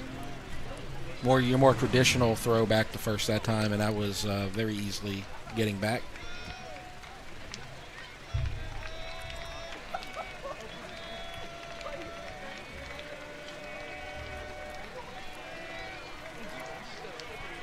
So there's a pitch, and he's going, and it's hit to short. They only have one play at first, and Planchet goes to Abear for the out, and so 6-3. Runner moves to second. Second baseman number 12, Chance Meir. And so runner in scoring position, and Meir comes to the plate. He struck out in the second inning. Opportunity for an RBI right here. Very, very important RBI as they need to fight to get back in this game. They're down 4. Cutting it down to 3 would be critical right here. First pitch, swinging and a miss. Now that you're in the 4th, you need to score every opportunity that you get if you're down 4 runs here. So they got to take advantage of this right now. Yeah, you want to try to, if you could pick up 1 an inning, at least try to tie that game. It kind of eases the pressure a little bit. You don't want to be in that last inning trying to pick up 4 runs if you don't have to be. 0-1. Strike called, outside corner.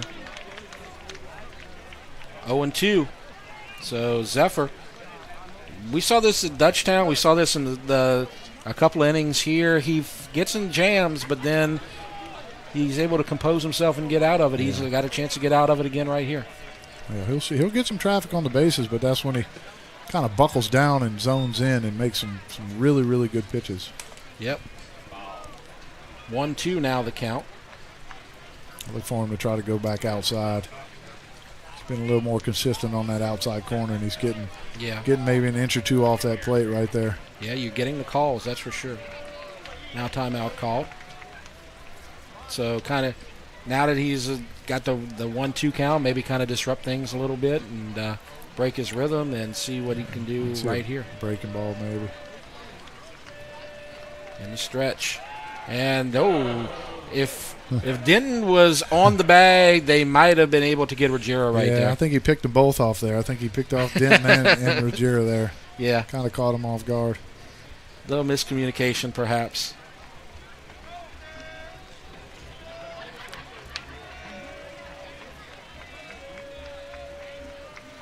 One, two. There's a shot up the middle, base hit. And we'll see, they're bringing him home. There's going to be a play at the plate, but the throw is way off, and the runner gets to second as the ball goes through the fence. So they pick up that run, so an RBI base hit for Meir near the bottom of the lineup, the number 7 hitter getting the RBI. And so now it's 5-2 off the single. Yeah, that pitch right down the middle, I'm sure Zephyr would want that one back. We talked about he had him set up to kind of work him outside. Did him a favor by throwing him something in the middle, and Meir didn't miss it. He did exactly what he's supposed to do, hit that ball back up the middle.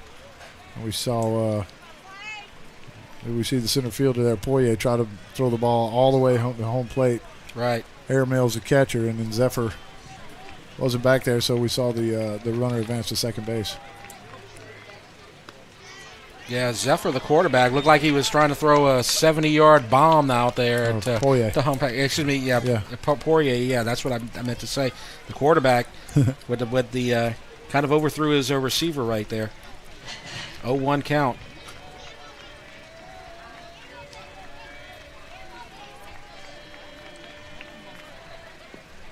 And does a good job of holding up. Looked like he was going to take a stab at that, but held up, and count goes to 1-1. Yeah, looked like he wanted to pull the trigger, and I mean that's a good pitch. I mean it's curveball. Yeah, when you visualize it, you see it in the dirt at the end, but you got to realize that ball's a strike for a long time, so you have like a millisecond to try to make a decision whether you want to pull that trigger or not. Yes. There's a pitch, high and outside, 2-1. A run right here, and then things get really interesting because it's 5-3. So it's 5-2, 1 run already in here in the top of the 4th. East Ascension trying to claw their way back into this ball game.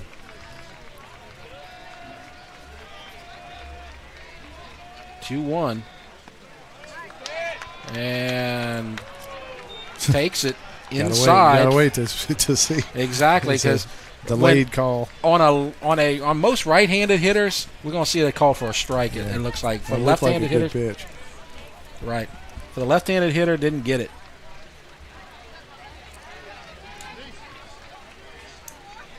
(3-1) swing and a miss, and they trying to get that to 5-3 right there. Don't blame them for swinging at that one. Just kind of missed it right there. Yeah, good little battle right there. I mean, Zephyr's like, here's my best. You try to hit it, and you see Powell just take a big rip at it, which is exactly what you're supposed to do. 3-1. Don't get cheated. You see something you like, you take a hack. 3-2. Strike called, and that's a beauty right there. That was a definite strike, caught looking. And so that will retire the side. 1 run has scored on 1 hit. There were no errors. 1 player left, Mir, left on second to end the inning. So we go to the bottom of the 4th, and 1 run in, and that cuts the lead to 5-2. Santa Maria still on top. And so now we go to the home team in the 4th inning and talk about their schedule.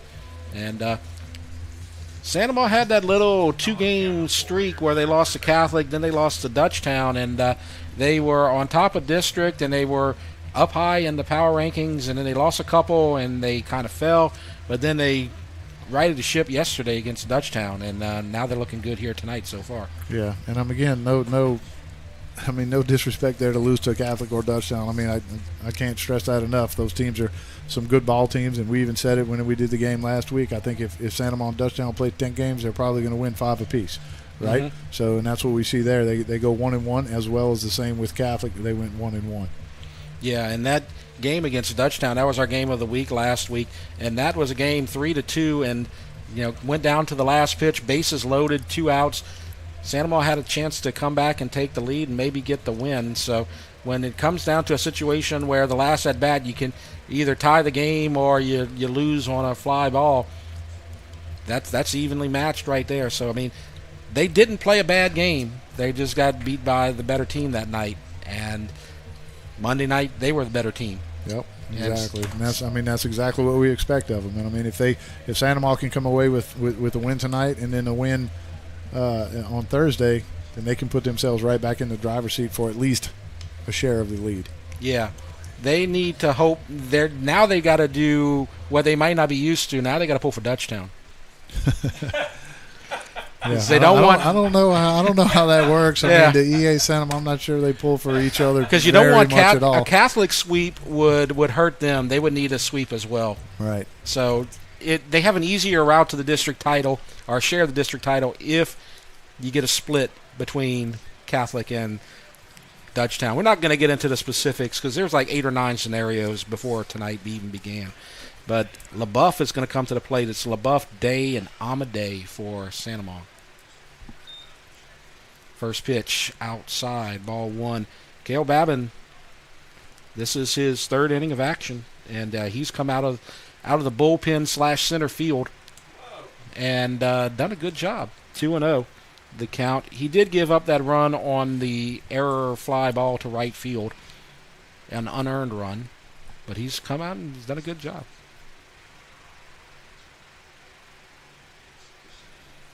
And there's that outside corner strike. He gives it to both sides. He's consistent with that call, so now it's 2-1. Yes, he did. I would live out there. I would just throw balls out there until somebody showed me they could make an adjustment and go out there and hit it.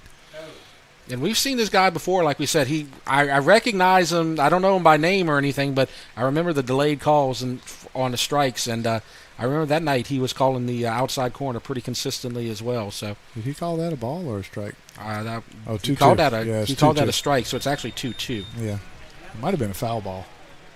Ooh. And a swing and a miss made him look bad right there, and Falgu tags him for the out. So LaBeouf goes fishing, got a ball outside and low in the strike zone, and he's a strikeout victim. That's 3 strikeouts for Cale Babin. That was a really good pitch right there. Yes. I mean, we saw some late movement. Ball comes out, looks like a fastball coming down the middle. Like the last left turn right there at the end. So Babin's faced 7 hitters. He struck out 3 of them. That's pretty impressive. Now Day comes to the plate. Ball outside. Doesn't like the outside corner to the left-handed hitters, though. Well, at least you know that. You know what you're going to get. Exactly. Right? I mean, you better catch some plate on that side, but if you want to go to the opposite side, you can miss an inch or two. But that time he gave it to him. As soon as we say something. I think Falgu did a good job of bringing that back in and framing it for him, though. Maybe took the frame. First pitch might have been a little bit high. Tough for us to tell from the angle up here. Yeah. And there's one. That's a little bit too much outside, and so now 2-1 to count. One out here in the bottom of the fourth. Day at bat, 5-2, Santa Ma.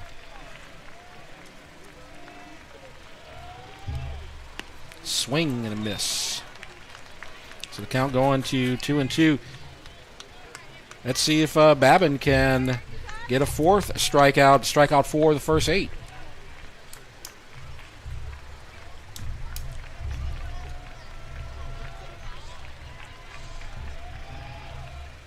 No, a little bit high.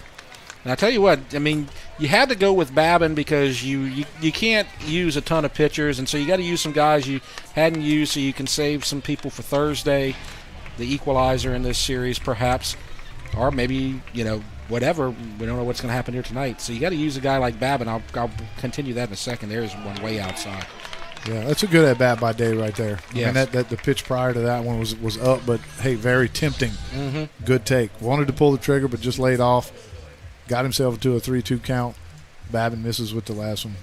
Maybe one unintended bonus here tonight, though, looking at Babin, and he's done a good job. Hasn't given up any earned runs, and he's in his third inning of work. This is not a guy – this guy pitched about 8 innings so far this season. And now, all of a sudden, he's looking pretty good. This might be a guy that you can use possibly in the postseason. Right. You got to think his arm's fresh. I mean, we've seen him break that. I mean, that's a dandy of a curveball right there to get ahead first pitch. But he's got some bullets left, and, I mean, that's his first walk we've seen tonight. So we know he's going to throw strikes. But if he can get a little momentum, then maybe he can help the Spartans out on their playoff run as well. Yeah, he's a guy that could definitely bring in out the bullpen, especially if Wheat can't go for an extended period of time. So this is a good thing, having Babin coming out here and showing his arm out here tonight. So Day's at first, Amade's at the plate, 1-1. Amade is 0 for 1 with a walk. They go back to first, and Day is in easily. So let's see, Day on the season, how's he doing in the stolen base category? He's got 7, so he's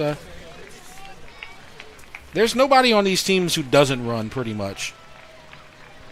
Everybody's a threat out here, and that's we talk about at Ascension Parish. They'll take the extra base, they'll steal, they'll advance runners an extra base. They like to be aggressive, so definitely a threat.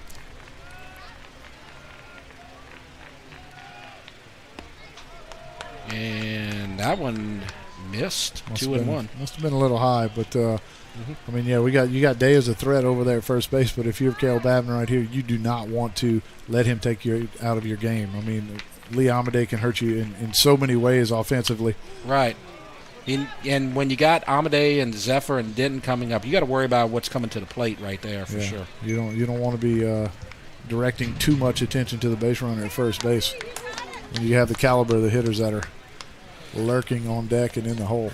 You worry about, and you talk about the home run leader for Santa Ma at the plate. You worry about that runner too much. It's going to be 7-2 in just a minute when he goes yard. That's a possibility. And there's a foul tip, I believe, back to the fence. So 2-2. Hey, that was a good pitch. Yes. That is a good pitch. You know those lefties like that ball down and in, so they can just drop the head on it. He started that breaking ball down, and it just disappeared towards Amade's back left foot. And Amade did a great job just getting a piece of it. Mm-hmm. So now to count 2-2.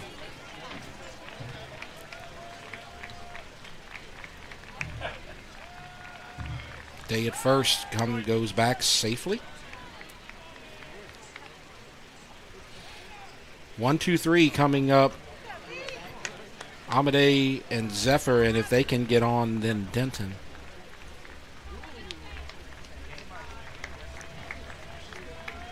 And here comes the pitch. That's flown to left, sky high. There's a play, and it's called. Oh, nearly overran it, but able to make the play, and that's Powell, Dax Powell with the catch. And so Amade flies out to left. So 2 outs, and Slade Zephyr comes up. Yeah, that ball had a little different action. I mean, we saw it off the bat of Amade. It looks like it was kind of fading away towards the foul line, but I don't know, at the end it could try to come back, but you don't typically see off the bat of a left-handed hitter. So now you've got Zephyr, who doubled off the wall and struck out. Extra bases would score a run here. Breaking ball. Not sure if Babin slipped or something. He kind of demonstrative at the plate there, on the mound for a second after that pitch. Misses though, and count 1-0.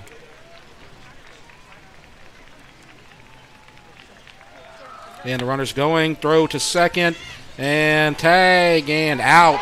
And that's a great throw there by Falgu. Man, he's got a gun, and that was a little tight there on that throw as well, with walking into the batter who's standing in that batter's box, and he still did a great job. Tough ball to throw down to second base on. That ball's coming in tight on the hitter. Typically, you want that ball up, out over the plate to where you can clear yourself, get a good throw. But Falgo, I mean, we've seen it twice now, so it's no fluke. We know he can throw the ball. 5-2, we're going to the 5th. Santa Maria with the lead. We'll take a break. You're watching the E-Tel Game of the Week. The athletic training staff of East Ascension High School would like to thank Piku Builder Supply, Donaldsonville Glass and Body, SKR Construction Corporation, Baton Rouge Orthopedic Clinic Foundation, Eustis Mortgage, Ross Downing, GMC, for their support of the EA Sports Medicine Program. 5-2, and East Ascension coming to the plate in the top of the 5th inning. They're trying to fight their way back. They got a couple of runs, one in the 2nd, one in the 4th, and they're trying to fight back. And we're going to see 9-1-2 for the lineup. That's going to be Eli Lambert, Cale Babin, and Tanner Abear. And Zephyr stays in, and now we have a second pitcher going to the bullpen. Did not catch who that was. So we'll try to get an eye on that and see if we can figure it out. But now you got 2 guys in the bullpen. So if I got a feeling here, if Zephyr runs into a little bit of trouble, they may go and take a look at another pitcher out here. I know Guidry is out there for sure, and he's throwing right now. Don't know who the second pitcher is off the top of my head. And there's a strike called to Eli Lambert, who walked and then stole a base. That was in the 3rd inning. Yeah, if you're Santa Maria here, you want to get at least one more out of Zephyr. I mean, if you can have a quick inning, then you can get a couple at least. But I would think his pitch count's getting a little bit elevated now. Yeah, 1-1. He has had some 3-ball counts here tonight. Don't usually see that much out of him like that. Well, he may have spoiled us when we saw him against that against Denham Springs in that first game. I mean, he was just unbelievable. He hit every spot, very efficient with every pitch he threw, and didn't throw very many pitches, and just had an unbelievable game. And then we saw him again against Dutchtown. He looked pretty similar, got in a few jams, worked his way out of it, and much of the same tonight. And count is 1-2. Lambert took a weak swing at the 1-1 pitch. Looked like he was fooled, perhaps, and now he's down in the hole 1-2. And it's another swing and a miss, and so strikeout for Zephyr, and so that's 1 out here in the 5th. So he's going to face Babin next, and so that's a good start. He's had the leadoff hitter reach base in the 2nd, 3rd, and 4th. So this is a change-up for Zephyr here, getting the first out. Looked like he kind of just looked, here it is, try to hit this. Here's my best, see what you can do with it. Just reared back and threw that ball right by Eli. So Zephyr coming out of the windup, Babin squaring, taking a ball. And when you talk about Zephyr, there's another thing that you might want to think about here. They played last night. They used Reed Brignac, who was their closer last night. Not to say he couldn't be available tonight, but throwing him back-to-back days might be kind of tough on his arm. And you want to save him for Thursday perhaps. So there's some other guys that you might see here tonight as well. You don't want to get this game too close in a situation where you might need Brignac. Right. And if you do, you want him to, throw as least amount of pitches as you can. You don't want to wear him out in case you need him again for Thursday. And there's a strike called. So the count evens up at 1-1. So that might be kind of the strategy, too. Don't get to Brignac as well. Keep this game close. So 2 balls and 1 strike to count. And it's bunted to the pitcher. And it goes straight to Zephyr. He throws him out. So little PFP right there. I think Kale was trying to push that ball more towards second base, but Zephyr did exactly what we're supposed to do right there. A little pitcher's fielding practice. Field it, set your feet, make a good strong throw for the out. So he did a good job, and he wasn't trying to get it. He was trying to get it past the pitcher, but kind of just could not quite make it there. And now Abear comes up with 2 outs, 0 for 2 on the night.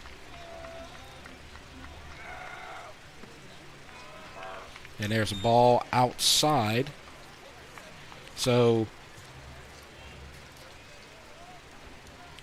1-2-3 inning in the first for Zephyr. That's what he had at Dutchtown too. He had a 1-2-3 inning in the first, and then he didn't have an inning where he went 1-2-3 until near the late innings. So he's had 3 innings in a row where he's had base runners or runs scored, and now he's ahead 2-0 with 2 outs. Or he's behind 2-0 with 2 outs here in the 5th. And that's fouled away, so now to count 2-1. I believe the game, I don't have the box score in front of me, but I think Zephyr had a 1-2-3 inning in the first inning and the 6th inning against Dutchtown. And everything in between, he had base runners.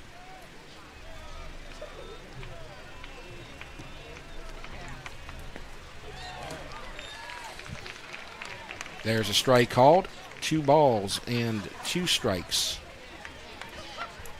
Everybody took a rip at that one. That was the one he'd want back. Maybe got just a little bit too aggressive, tried to do too much. So we'll see if Zephyr can get that 1-2-3 inning. And he does with the strikeout. And so 1-2-3. 3 up, 3 down for Zephyr and Sandoval in the 5th. And that's important to keep your pitching staff healthy and not go deep into your bullpen. Yeah, so that's a good effective inning right there. That's just what Zephyr needed. A nice quick 1-2-3, minimal pitches, keep yourself in the ball game. And so now we go to the power rankings as we head to the bottom of the 5th inning, and you see Dutchtown, Sandoval 10 and 11, and East Ascension at 22. And one of the things that you notice. 11 and 22 would meet in the first round. So now if there's a sweep on one side, that's probably going to change significantly. So they wouldn't meet in the first round. But if you split or if unusual things happen, you could be looking at a first round matchup right there. And then you see Dutchtown losing to Catholic. If Sandoval beats East Ascension, do they flip flop? Does Dutchtown move to 11 and Sandoval go to 10? And East Ascension, I wouldn't think losing to Sandoval would drop down maybe 1 spot or whatever. So you may see if Sandoval would jump to 10 and East Ascension would fall to 23, would they meet again? Right? I mean, there's a couple scenarios. There's a lot. We could talk about that all night. The what ifs. But just the fact that we're both in all of them actually are in the playoffs. Yeah. And just fighting to get as many power points as you can. Would love to have 3 home games within the parish. And when you talk about that whole situation, I mean, there's a great likelihood that 2 teams from Ascension Parish could meet in the first round.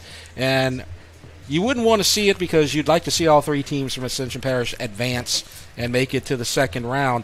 But then when you're talking about game of the week, you get EA playing Dutchtown or Sandoval, that could get incredible ratings for us. Exactly. So I mean, you kind of pull them for it that way, but you want to see you don't want to see one of these teams get eliminated if you don't have to right away. And then I mean, tomorrow we'll be live anyway, just over there on the other side of the left field fence on the same YouTube channel. We're going to be live again tomorrow night doing the Santa Maria Lady Gators softball game. Right, they're playing Alexandria Senior High, and so that's, I believe, a 5:30 first pitch tomorrow, and so stay tuned for that as Santa Maria looks like they're poised to make a deep run, probably get back into the quarterfinals, semifinals, or beyond, defending their state title from 2 years ago. Zephyr, Denton, and Abear, and the first pitch to Zephyr popped up to first. Abear looks like he's there. He makes the play. Tell you what, we've seen some big league pop-ups. That thing was up there for a good while. You see the fielders. We saw Amade kind of dance around under it a little bit, and you see Abear dancing around underneath that one. Mm-hmm. That is a tough play. I mean, like I said, both of them make it look easy, but that is a tough play. And so Zephyr flies out to first. Now Denton comes up. He's walked and reached on an error and scored on error. He's got 2 runs on the night, but doesn't have a hit. And he's around 500, so he's due. There's a shot to short. Ooh. He won't get it right there. The throw to first. And so Gotro to Abear, and that's a 2 up, 2 down, 2 pitches. Great pickup right there as we're going to watch it again here by Gotro. Got an in-between hop. Yeah. Gloved it perfectly. Made a good throw because Denton, we know, was hustling down first base, so it's going to be bang, bang every single time. And now Reggie Abear, he was hit by a pitch and scored on the grand slam, and then he walked, got to second, but didn't advance. Or excuse me, singled and got to second and didn't make it past that. There's a strike called. Abear in that third inning, he hit the fly ball to short center, and it ricocheted off the center fielder's leg and kind of got away, and he got to second that way, but he didn't get any further than that. As pitch taken for a ball, 1-1. You can't say enough about the job that Kel Babin's done. I mean, Yes. if he can get Abear here, I mean, he's just gone through 2, 3, and 4 with about 5 pitches, keeping his team in there. And he throws a ball outside, way outside, kind of lost that one a little bit. And not just the fact that he's keeping them in this game, but he's also eating up the innings and keeping some arms ready for Game 2 on Thursday night.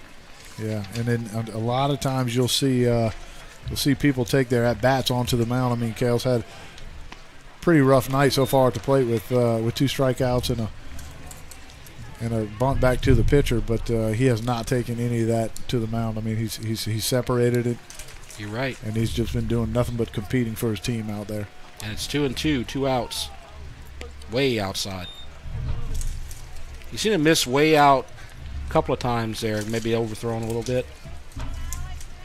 Yeah, sometimes when you try to tug, your brain kind of tells you, hey, move that shoulder out of the way so my arm can come through and get that ball to that side, but it's quite the opposite. You want to keep that front side in there as long as you can. 3-2, pushed out of play. So, Abear with a full count. And what's interesting, Babin, he's given up 1 unearned run. He's thrown a lot of pitches now. And so you're in a position here, though, where, like, his arm might be getting a little tired. He's not used to being on the mound here today either. Yeah, I mean, if he gets to 4 innings, that's going to be half of his season total already. So, and he flies it to center, and there's a play as the center fielder moves back and then comes in, and Lambert makes the catch. And so 3 up, 3 down, and Babin, another great inning on the mound. And so now we'll go to the 6th inning, 5-2 Santa Maria. We'll take a break. You're watching the ETEL Game of the Week. When I think of ETEL, I think of family. I think of kind of like home. It comes from the top down. Everybody who works here all the way up to the top all feels very much part of the community and cares so much. I think if you're selfless, if you can serve others, you can work here. And I love dealing with people. And I have been quite impressed with ETEL's involvement in the community. If you enjoy working with people in an emerging industry, then come work for ETEL.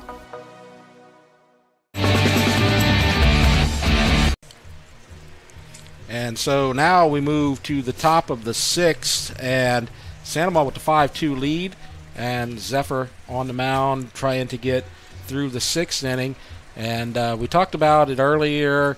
He's they want to get as far as they can get with him, but if he has a little bit of trouble, they can go to the bullpen. And we talked about Jaden Guidry is one of the pitchers in the bullpen, but notice now that the other pitcher in the bullpen is Reed Brignac. So he pitched last night, and they're getting him ready just in case they need him here tonight, because tonight you're in a position where you can tie for the district lead. You don't want to give that up if you have the opportunity. So, I mean, I'm sure if they need Brignac tonight, they're going to use him. Yeah, I mean, they have that luxury. They can, but I mean, Slade had a very, very efficient inning last inning, so that I'm sure that bought him at least one more inning. They'll probably try, if he can have another one similar to the last inning, they'll probably try to go the distance with him. So he had the 1-2-3 inning, and that was unusual because he had the 1-2-3 inning in the first, and then he gave up leadoff base runners in the second, third, and fourth, but then he came back in the fifth with his best inning so far with a 1-2-3 with 2 strikeouts. So it looks like he kind of got back focused and has his momentum back, and we'll see if he can carry it on in the sixth. But he's got some tough hitters coming up: Falgu, Ruggiera, and Brock Hebert. So that's the toughest part of the East Ascension lineup that he'll face here in the sixth. So Falgu, he takes a strike. He's 0 for 2. He grounded to second off of the pitcher's foot in the first. Got to give him the assist. Yep. Then he flew out to left, and he's 0-1 right here.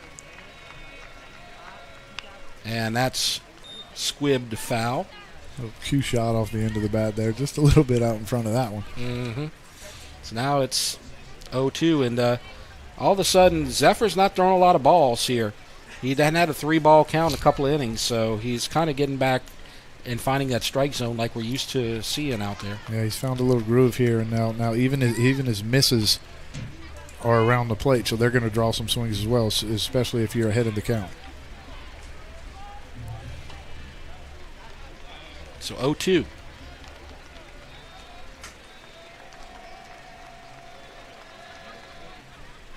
Ooh, it looked like he was going to try to jump at that one. Good thing he didn't, because he'd have been fishing there, and that would have been strike 3. Instead, it's ball. Good take right there. I mean, if he can come back with a fastball inside, I think he could tie Falgu up right here. Let's see what he's going to try to go with here.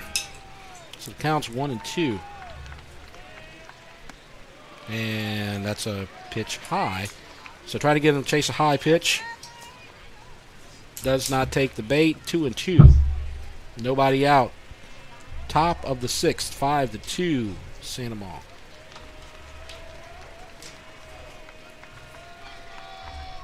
And there's a shot off of Zephyr, and then booted into right field by Denton, and that's something unusual. Looked like we were going to get another 1-4-3 there, but it goes right off of Zephyr, and then maybe took a little bit of a weird hop there, and might have changed the trajectory a little bit. Yeah, it looked like it hit off Zephyr's shin, and then it hit off Denton's shin.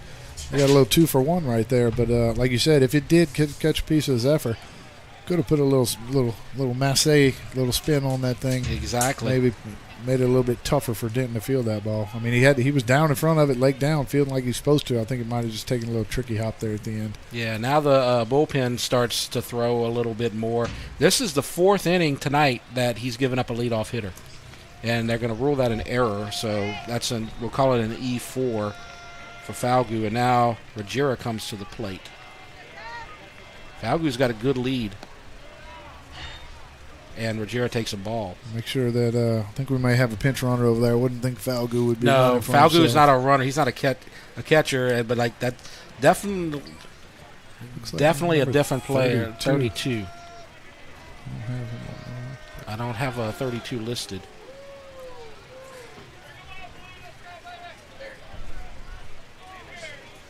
Tanner Stanga, maybe. Okay, so Tanner Stanga at first base, and he's got a good lead. Assume he's a good base runner. So Ruggiera 1-0. Not going. Takes a strike on that outside corner. Count evens up 1-1. Zephyr gives up those base runners. Like I said, this is the 4th inning tonight that he's given up a a leadoff base runner. He's been able to get out of a lot of jams without giving up a bunch of runs here. East Ascension needs to get a run this inning. You don't want to be in a position where you got to score 3 or 4 right in the 7th. You're starting to run out of outs here, and we see Ruggiero, who we have at bat right now, has got 3 bombs, so he can make this a one-run game. You're not going to see any sacrifices right here.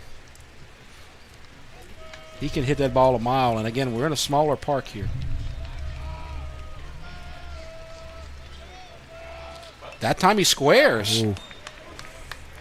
Maybe not a bad idea right there. I think he might have had Amant playing just a little bit back there. Mm-hmm. Might have caught him off guard.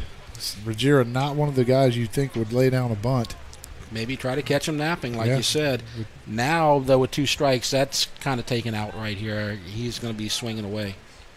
Yeah, that's kind of a do or die. You get 1 shot to get that bunt down right there. If you don't get it, then you kind of blew your cover, right? Yep. And if he misses, then he's out anyway.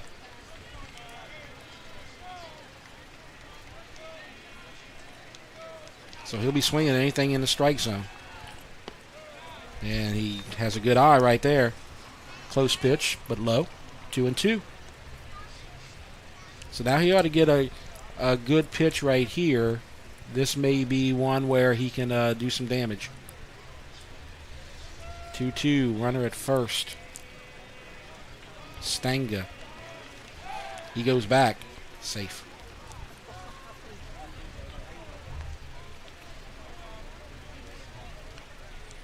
Kind of like this rivalry, man. These kids played, a lot of them played together all the way up until they get to high school. You can see Zephyr kind of grinning at, I saw him grinning at Lambert and Tanner Abear, some guys that I'm sure he played with and spent a lot of time with growing up. But, when you get between the lines, it's nothing but competition. But once you get off the field, you guys are, really close and a tight-knit group.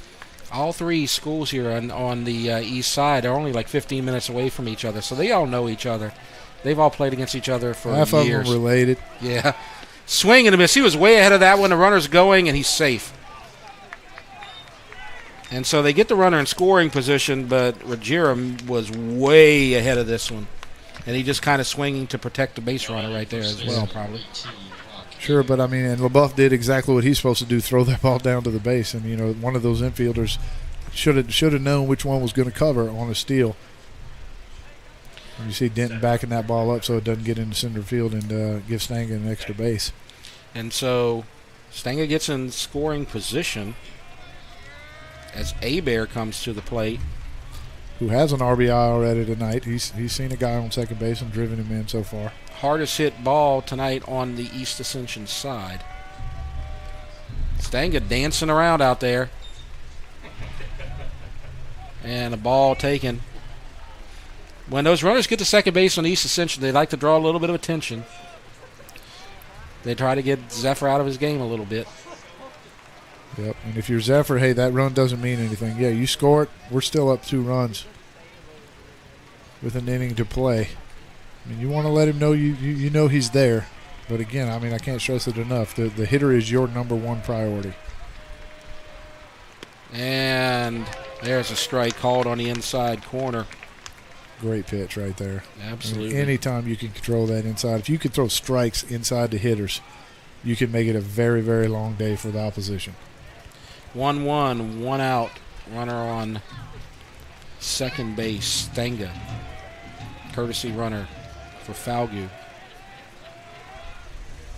Pitch way outside. And a good job there by LaBeouf. Backhanding it, keeping it from going to the fence and getting a runner at third. Because it's hot rod night here at here's something going behind Gator me Park. there. I didn't know what that was.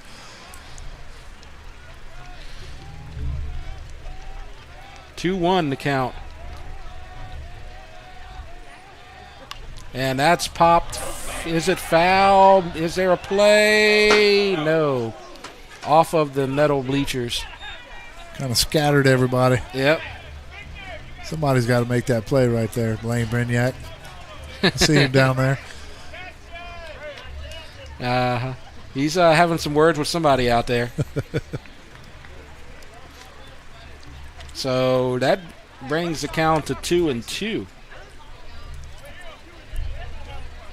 And now we look at Zephyr, and he's gotten back in the groove. He's struck out 3 of the last 5 hitters, and he's got an opportunity to get 4 out of the last 6 if he can get him here.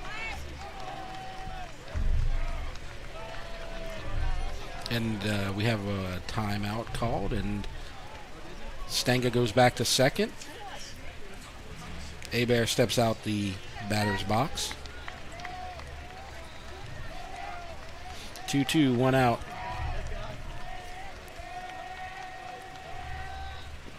And did he go around? Yes, he did. And so they tag him for the second out. And so swing at a pitch that was going to be a ball. And 4 out of the last 6 batters Zephyr has faced is struck out. Yeah, but that's that pitch. It's so tough to lay off. That's what I'm talking about. Yeah, we see it in the dirt, but for 3/4 of the way, 75% of the way there, it's a fastball for a strike, and then the bottom just drops out. Once you make your mind up to pull that trigger, it is so hard to stop. And now Gotro comes up. He has a sacrifice and a ground out to short. Needs to get a run to cut this lead to 5-3. And they got him if the throw is on target. Ooh. That was close. If it was at the shortstop side of second base, they might have got him right there. He was leaning. It would have been a close play if it would have been on the left side of the bag.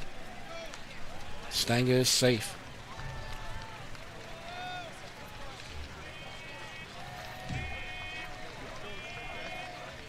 And that's flown to center field, and they're going to make the play. Cole Poirier makes the catch in center. So another good inning for Slade Zephyr. No runs, no hits, 1 error, 1 player left. So they're going to go to the bottom of the 6th with the score 5-2. And so as we head to the bottom of the 6th inning, we talked about the playoffs, and we're going to be at Santa Ma just down the way in a little while tomorrow night at 5:30. And you see last night Santa Ma had an easy time with Captain Shreve, 13-0, and 3 home runs from Kramer, Smith, and Bean, and actually Jackson too. So 4 home runs, excuse me. So they're going to be facing Alexandria tomorrow night, and that'll be our game of the week. Dutchtown, they had to go up towards Shreveport. They lost 1-0, heartbreaker there to Benton. That was a tough one, because if they would have been able to pull that game off, they would have had West Monroe at Dutchtown tomorrow night as well. That would have been a fun one to see as well. Yeah, I mean, I'm sure that game was very well. It just by the score, I mean, 1-0. It was a well-pitched, well-played game. Probably not many hiccups or mishaps on either side of the ball there. But like you said, a heartbreaker, and it's tough to see Dutchtown's season end. But we still have Santa Ma. Again, we're going to be out there tomorrow just over the left field wall here at Lady Gator Park. So looking forward to that. And so you see all those girls out there, Julia Kramer, Sophie Smith, Ariely Bean, and A.J. Jackson going yard. And a lot of the leaders there on that Santa Ma team. And it's going to be a fun one to watch tomorrow night, as they have a shot at a legit shot at winning the whole thing in softball this season. Yeah, it'll be interesting. And I mean, it seems like we talk about that a lot. I mean, we've called plenty of the Santa Ma, the Lady Gator games, and they've since I've been doing this, I know they won 1 state championship at least. But yes, they're always going to be there. They're always going to be there. And then, just up until the last year or two, we've seen Dutchtown and East Ascension up there at the end with them as well. And so now we go to the bottom of the 6th, and there's a drive to deep center field, and it's going to be caught near the warning track as Lambert got on his horse, and Braden Kurger, who's already gone yard once tonight, took that one for a ride to the deepest part of the field, 1 out. I'm going to tell you what, great play by Lambert right there. The toughest balls to catch are those line drives hit right at you. You have to know which way you want to turn, which your dominant way to turn to go run and get that ball. You don't want to backpedal, get on your heels, and that ball start to jump around. Lambert made that ball look easy, and that ball was hit very hard. So it's Kurger, Poirier, and Planchet, and we just saw Kurger fly out to center. Now Poirier comes to the plate, takes a strike. I tell you what, I would not have expected this when Cale Babin came in the second inning, but he's got a chance to go the distance here after the second inning, and that really surprises me. Strike called. Yeah, and there's just the fact that we saw he's only got 8 innings on the year. Right. I mean, obviously he's been used in a short-term role, but now coming towards the end of district play and going into the playoffs, trying to save some arms as much as you can. Right, and this isn't Woodlawn or McKinley. This is Sandoval that he's kind of shutting down right here. Absolutely. You know they can hit. This might be the best hitting team in the parish. Definitely the hardest hitting team in the parish. Probably the most power that you're going to see out of any lineup in District 5, 5A, and he's neutralized them really well. Let's see. He gave up a base hit to Reggie Abear. That was that little short fly to center. Other than that, that's all he's given up. Yeah, he's been in the strike zone for the most part, maybe a little bit effectively while. We've seen him throw some pitches a little bit further out of the strike zone than he'd want, and then he comes right back in the zone and makes a great pitch. Yep, and he nearly got him to chase strike 3 right there, but it's a ball called, and so now to count 2-2 with 1 out here in the bottom of the 6th. And there's another swing and a miss and another strikeout. I am so impressed with Cale Babin and his competitive nature. I've been like that ever since I've watched him play football. Yeah, got him with the gas up in the zone. Again, tough to catch up to. And so he has single-handedly kept them in the game. They need to get 3 runs in the 7th, provided they can get a third out right here. This is Planchet. Mm-hmm. And there's a strike. So he's just feeding that strike zone. 0-1. 2 outs, bottom of the 6th, 5-2. Sandoval.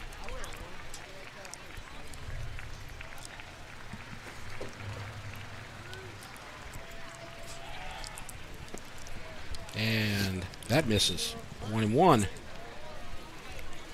When we get to the top of the 7th, it's going to be 7, 8, and 9. So the bottom of the lineup for East Ascension. There's a ball outside. So Sandoval's got East Ascension where they want them. And they're going to need to get some base runners to get to the top of that lineup when they get to the 7th inning.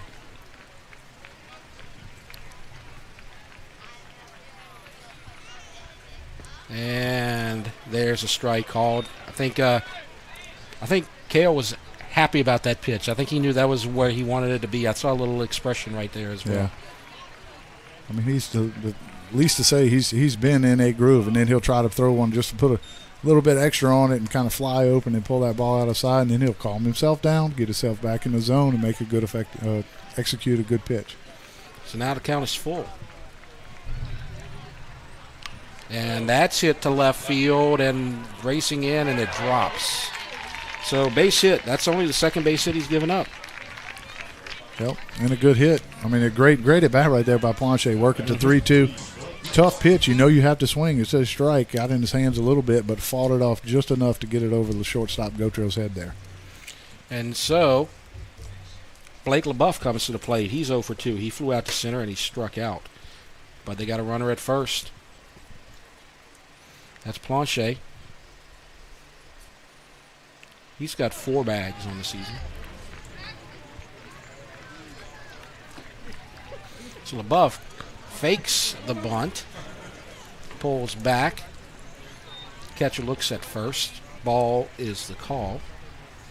1-0.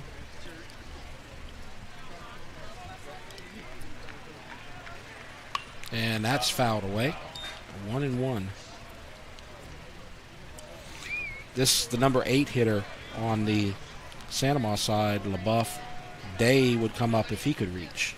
The number 9 hitter. Then you get to the top of the lineup. Babin cannot get to that part of the lineup if he wants to keep his team in the game. Now, if you want to win, you're going to have to face him, because if you tie it up, you will have to face him in the 7th. You're right. You know? You're right. And a strike called.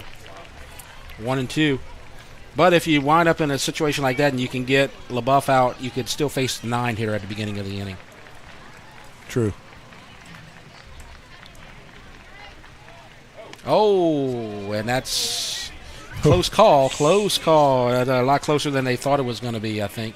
Yeah, I think I would have been like on my back right there. I thought that ball was going to wear it right in the middle of the bag, but it curved over just a little bit. Almost even got a strike with it. 2-2. High. Inside, and the count is full. And so, Day on deck. He may get a chance to bat in that 9 hole.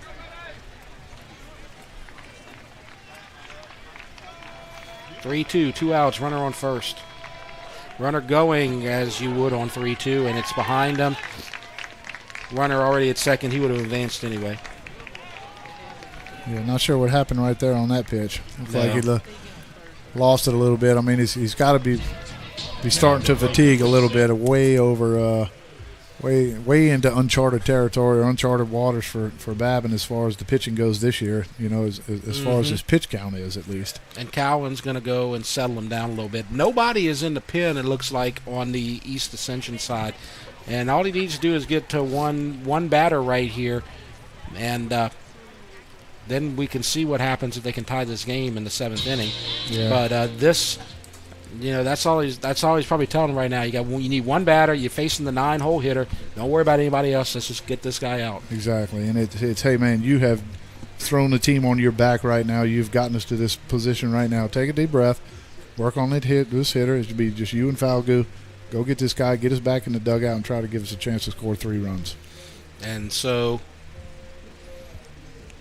we're going to see Aaron Day at the plate with 2 outs. And you got Planchet at second and LaBeouf at first. And Day walked the last time we faced Babin. It was a good at bat. Ran it to 3-2. And the other at bat in the 2nd inning, he grounded out to first base unassisted as Abear just walked over to the bag and made the play.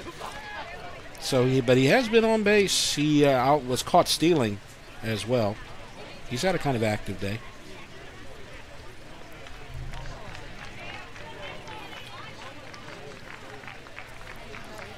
So now Day at the plate.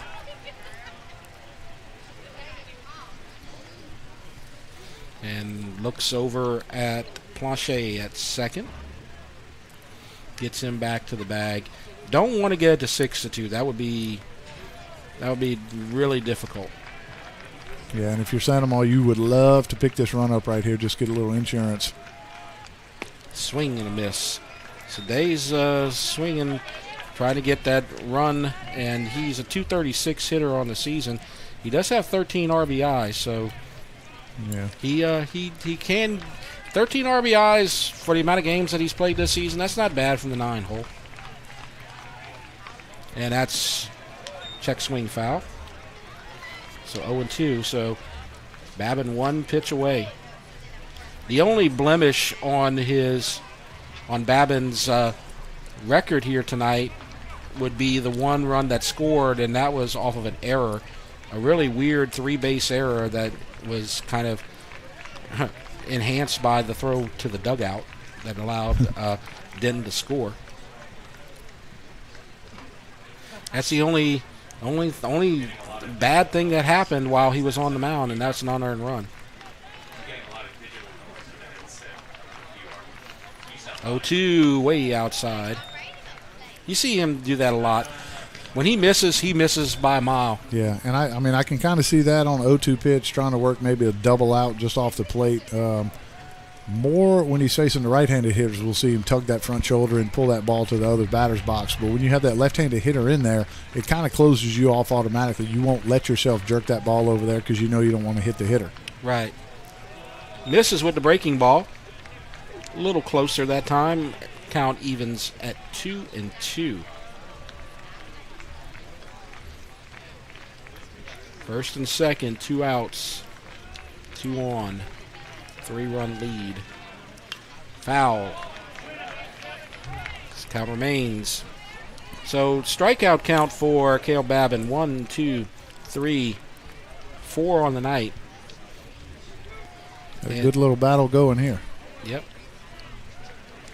Trying to get his 5th strikeout.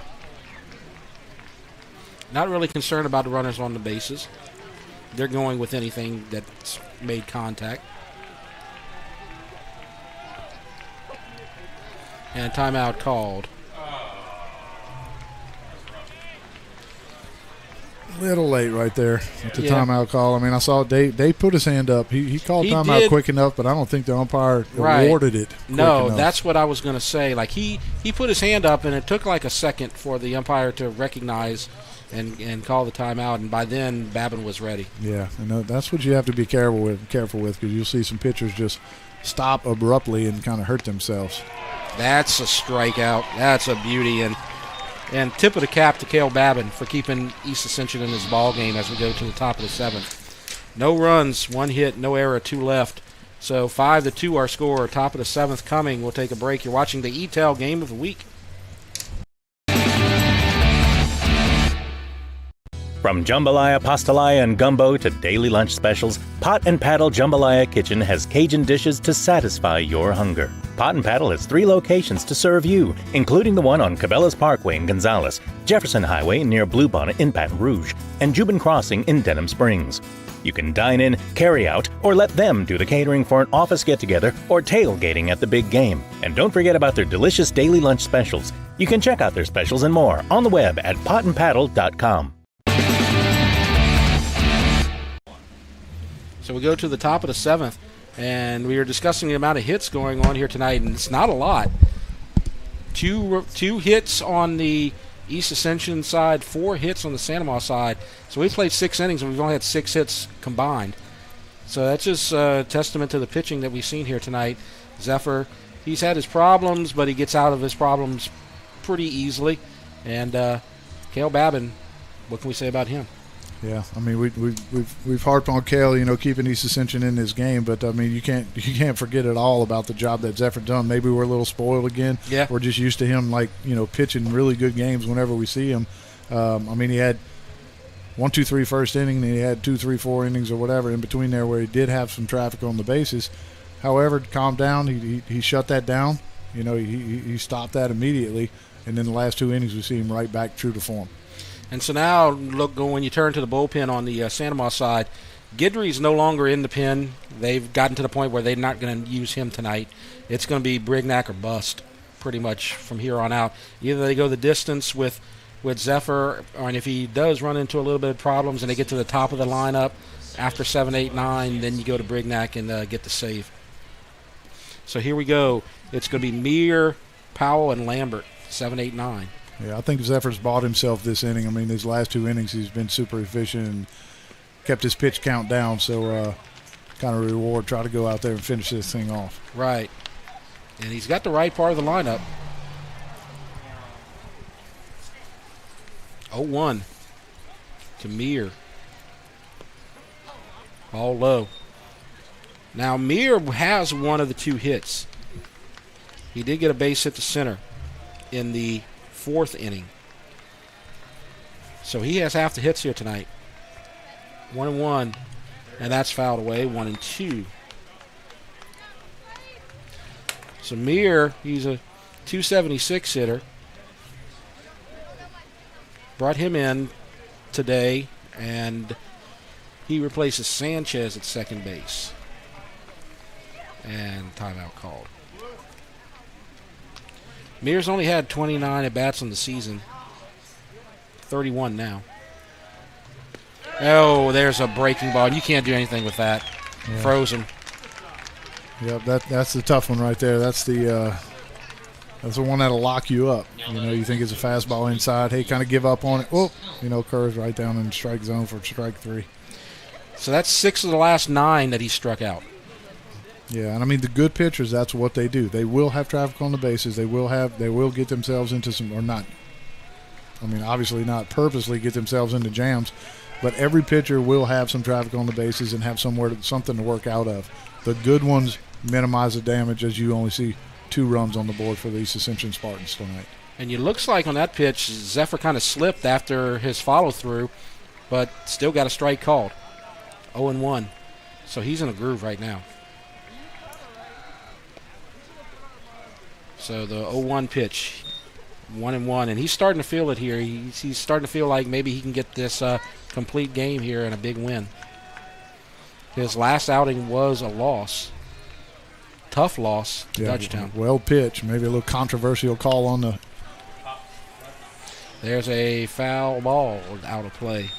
A controversial call on the, what do they call it? The balk? Illegal pitch / balk. Right. With the way he was set up on the rubber. We found out a little bit after. We weren't 100% sure why we were calling that game, but that's what it was. He went to the windup with runners on third. I think it was third and second base, but have to have contact with both of your feet on the rubber, and he only had one. Right, and that run scored, and then on the next at-bat, or in the same at-bat, as a matter of fact, you had a little ground-out sacrifice to third, and both runs wound up scoring. So that was tough. It's 1-2 with one out. And that's pushed to left field, and Day's got to play, makes the catch. And so Santa Ma's 1 out away from moving into a first-place tie in District 5-5A play with 1 game left to play. So now we'll see what they can do with Eli Lambert. He walked, stole a base, and then struck out.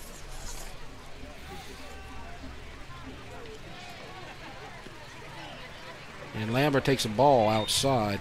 And Lambert, if he can reach, you go to the top of the lineup and you face Babin. So this is important to get this guy out because then you don't want to face the top of the lineup. And there's a ball up high. Babin on deck is 0 for 3, and he hasn't had a good night at the plate, but he's also due at that point as well. Absolutely. I mean, you don't usually see Carol Babin have an offer. I mean, he's hitting over 300. But the same, I mean, Eli Lambert to me is super similar to Babin. He's going to put a good at bat together. He's going to try to grind to get on base, and when he gets on the base path, he's going to wreak some havoc. And so he takes a strike right there, and so the count goes to 2-1.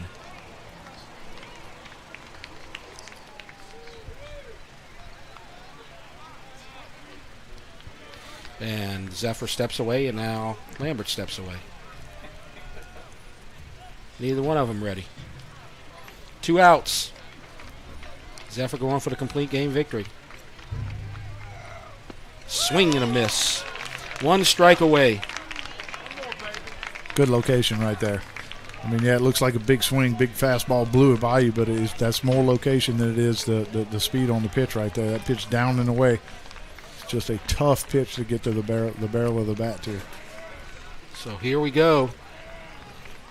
Game on the line. Beautiful, beautiful strikeout, and that's a win for the Santa Ma Gators.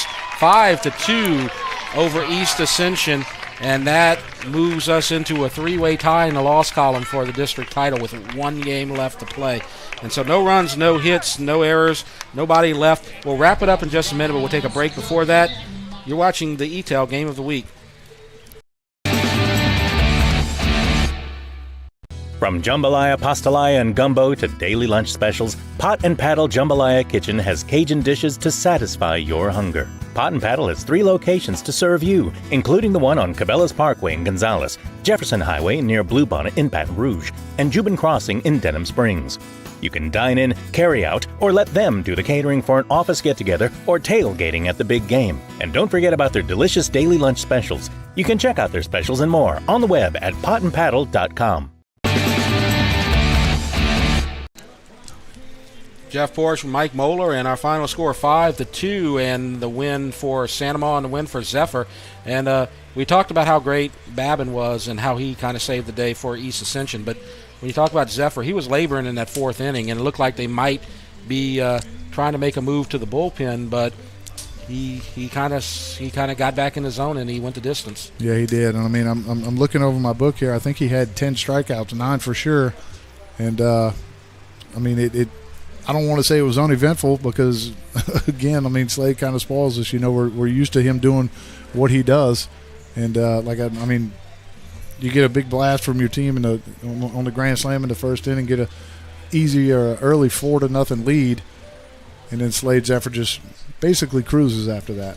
And so we want to remind you that tomorrow we're going to be doing Santa Ma softball. So we'll be here again, Santa Ma versus Alexandria Senior High, and that's going to be at 5:30 tomorrow. So join us online and join us on the ETEL Channel 4 for that game. And then next week we're going to have the playoffs and probably either a home game for Dutchtown or Santa Ma, so that's something that we'll look forward to as well. Let's wrap up really fast with what could happen now, because it got a lot easier to figure out now in 5A. You have the three-way tie with Dutchtown, Catholic, and Santa Ma. So here's what's going to happen. In the loss column. Yeah, in the loss column, because you still got the two games between Dutchtown and McKinley, which are going to be played tomorrow night. So then you would expect all the three records to be identical by Thursday. Santa Ma wins tomorrow or wins on Thursday. They're going to have a share of the district title with whichever team wins out of Catholic and Dutchtown. Correct.